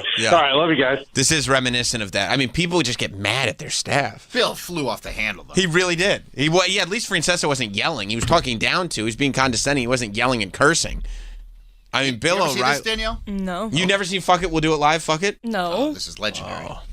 Is it like on a sports thing? No, this is Bill O'Reilly was the original Tucker Carlson. He's like a big conservative political television show host before he got fired because I think he was trying to use a loofah on an intern or something like that. I don't remember all the details. No. Yeah, all kinds of weird shit came out. It was pretty Got to exfoliate. Yeah. I mean, at least he was using. But before he was a political guy, he hosted this Inside Edition show, which is one of these news magazine shows, like tabloid news magazine shows. But he always took himself very seriously, and this never aired live, except somebody who probably hated him, and he probably talked down to. I mean, found the tape somewhere in the Inside Edition library and decided to put it on the internet. And it's one of the greatest things you'll ever see. I'm so glad you've never seen it. Yeah. That's tomorrow. And that is it for us today. Okay, I don't know. Whatever it is, it's not right on the teleprompter. I don't know what that is. I've never seen that. No, there it is. We are going to do Sting, yeah. Okay, but now I can't read it. There's no words on it. Okay. Ready?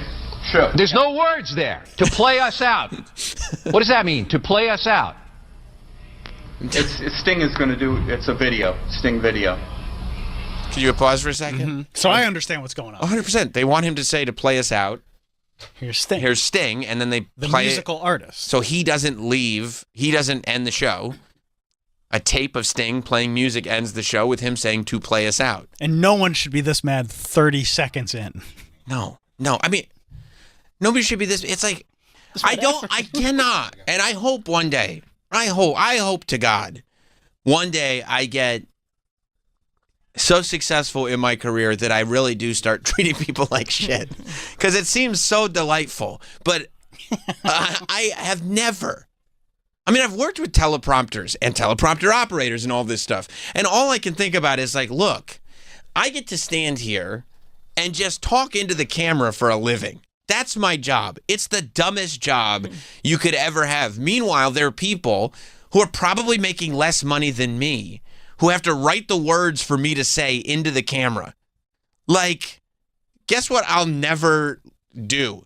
Scream at the people writing the words for me to say into the camera as if I'm that, like, grandiose and important. I'm literally just reading the words. You could have anybody reading those words.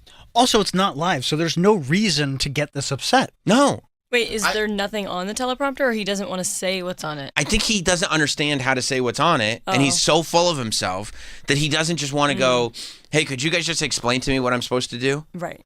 I believe there's a time limit. I believe he's in a like this is like a show that's kind of airing as it's because that's why I'm going to do it live. Because he's now it's past the commercial break. Like the tape is on now of whatever story they're doing, so he wants to record this now. And then they play it when it goes back to live. In like 2 minutes. In 2 minutes. He has a 2-minute window. So you think he's freaking out that... But as opposed to just saying, oh, okay, do we have time to do this? Should I just do this live? That's what you can do. Right, but, if there's obviously other things bothering him. This is just the straw that breaks the camel's back. You think it's loofah related? I think it's a lot of things related. They lost the package. Yeah, I forgot about the package. Can't read it. There's no words on it. Okay. Ready? Sure. There's no words there to play us out. What does that mean, to play us out? Sting is going to do, it's a video, Sting video. What is for credits? I don't know what that means, to play us out. What does that mean? To end the show? Yeah. All right, go. In 5, 4, 3. He's furious. That's tomorrow, and that is it. Okay. That's your fault. 5, 4, 3. That's tomorrow, and that is it for us today. And we will leave you with a... I can't do it. Okay. We'll do it live. Okay. No. We'll do it live. Fuck it. Do it live. I'll write it and we'll do it live. Fucking thing sucks. 5, 4, 3. That's tomorrow, and that is it for us today. I'm Bill O'Reilly. Thanks again for watching. We'll leave you with Sting and a cut off his new album. Take it away.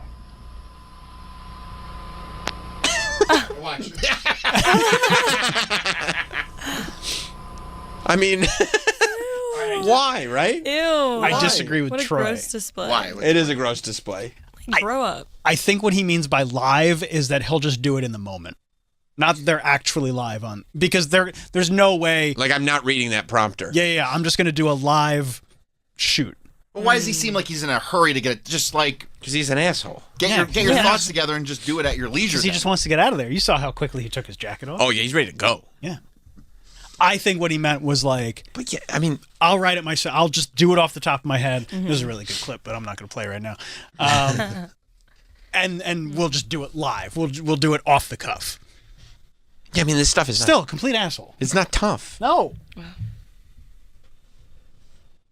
Although Travis will hand me a live read to pre-tape and he'll say ad-lib, and I go, I'm not fucking ad-libbing! Yeah, you go off. I can't wait to release those tapes. You saving them? Keep it a stockpile. Miguel in Los Angeles?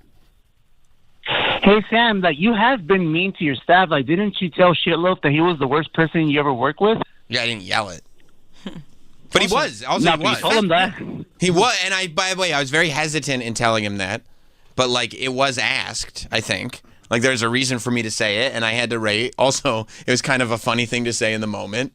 And you didn't lie. But I didn't lie. I didn't then scold him and explain to him what's right and wrong. Also, that was come on. Miguel, what are you? I'm calling up talking about old shit? We don't talk about old shit. You talk about the 90s almost every week. What are you talking about? No, I don't think so. I don't think. Plus, the 90s are back, dude. That's true, and also like you did have a chance to ask E-Rock about this. Yeah, if you saw my Instagram post on Jim and Sam Take Memes, you should ask him. You mean yesterday? Oh, Miguel, bravo. Miguel, that was a mistake. That you put up fake news and a misleading post. That was Brendan Sagalow that was in here yesterday. Really? Okay, thank you, Miguel. Could have fooled me later. Could have fooled me. Miguel has a funny Instagram.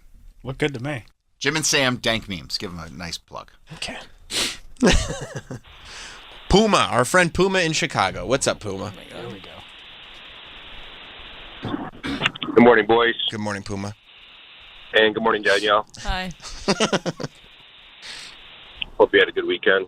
Yeah, the best was when Sour Shoes would call, from the Stern Show, would call Mike and fuck with him. That was some of the best calls. And it got him so pissed. I can only imagine, Puma. All right. I can only imagine. I can't. Thank you, buddy. Thank you, buddy. Yeah, I mean, look, the people.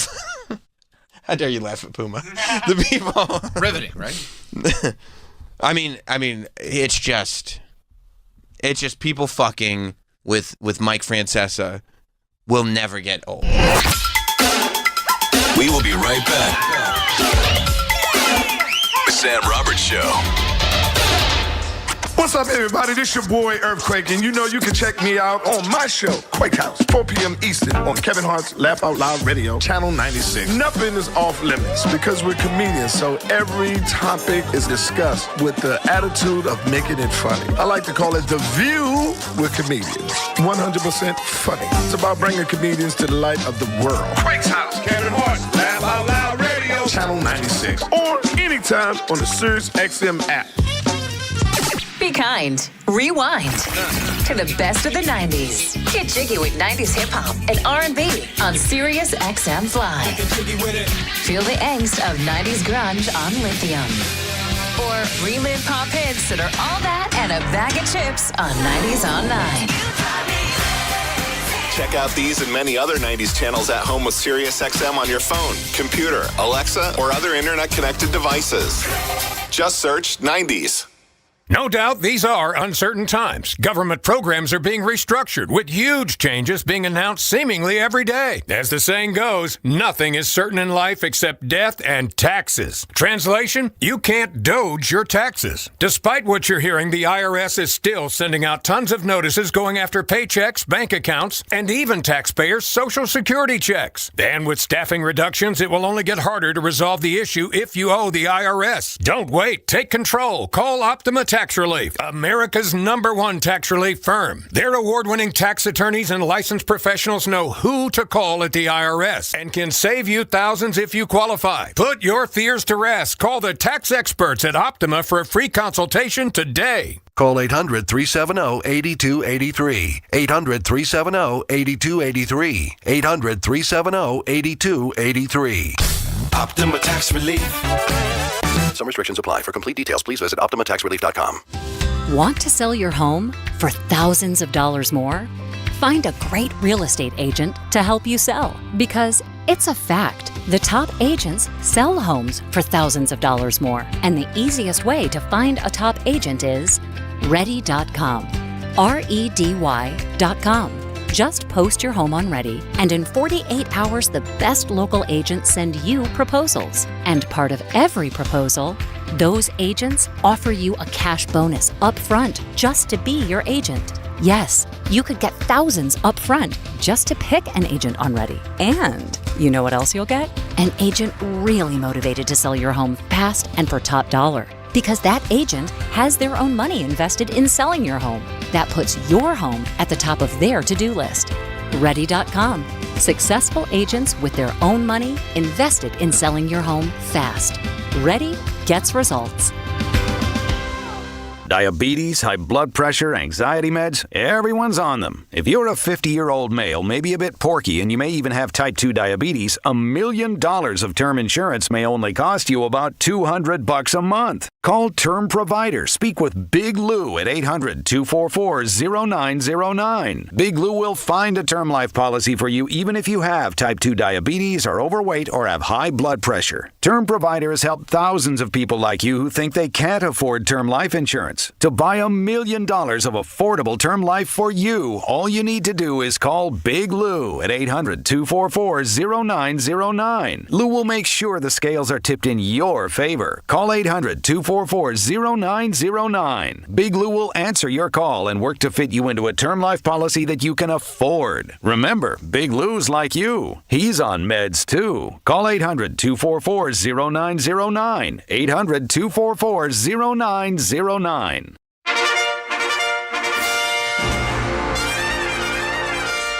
Great guesses in American history. Go in there, get the cold coffee, iced coffee, I guess it's called. This was Great Guesses in American history.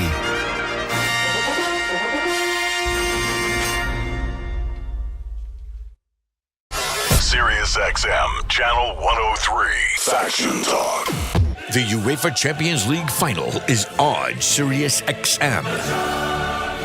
Munich is the stage for club soccer's most prestigious event, featuring Parisian elegance. Goal! 2-1! It's raining goals in Paris! Versus Italian resilience. It's in! Inter back from the brink. It's Paris Saint-Germain and Inter Milan in the UEFA Champions League final, Saturday at 3 Eastern on Sirius XM FC, 157 in the car and on the Sirius XM app. This show is sponsored by BetterHelp. You know, there was a time where there was a stigma around therapy, and I'm so happy that that stigma has been broken. We all kind of know. Maintaining your mental health is just as important as maintaining physical health. That's what BetterHelp is great for. But there's still progress to be made. 26% of Americans who participated in a recent survey say they've avoided seeking mental health support due to fear of judgment. We're not judging anybody here. This Mental Health Awareness Month, let's encourage everyone to take care of their well-being and break the stigma. BetterHelp has over 10 years of experience matching people with the right therapist from their diverse network. BetterHelp is fully online, making therapy affordable and convenient. Easily switch therapists anytime at no extra cost. We're all better with help.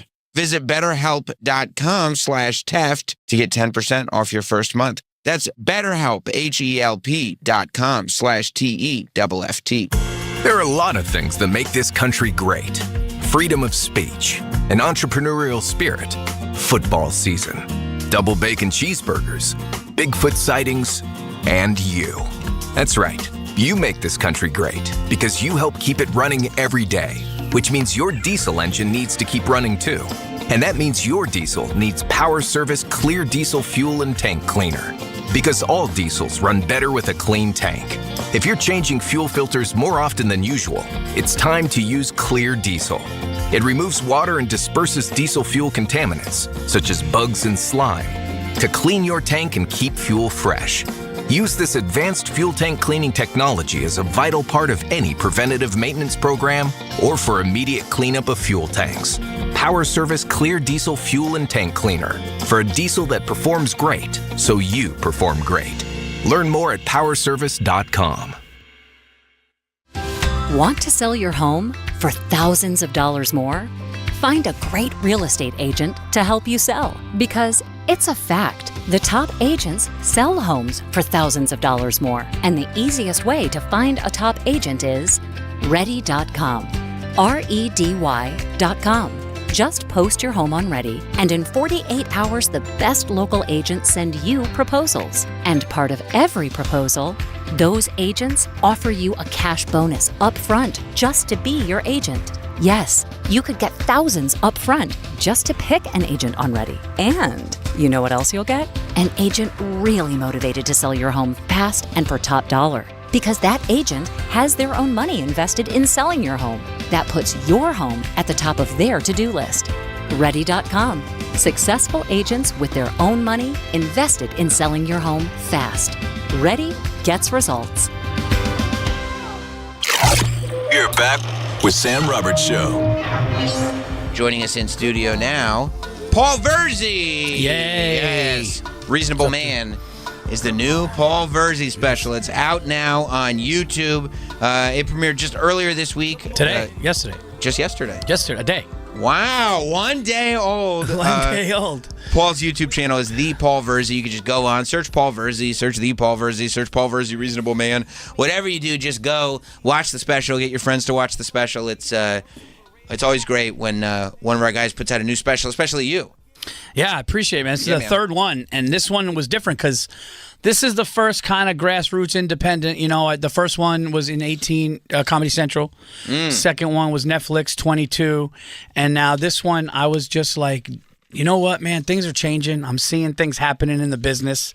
Things getting saturated. I feel like the special has not become special anymore. And then I said, I'm going to do this my way, the way that I want to do it. I've been doing comedy for 20-something years. I want to put out something better than the last always, or I'm not going to put it out. Right. And, dude, the people are going like, wow, this feels special. The comments have been incredible. Dude, the best was I had a hater just go, Verzi's kind of growing on me. This is good.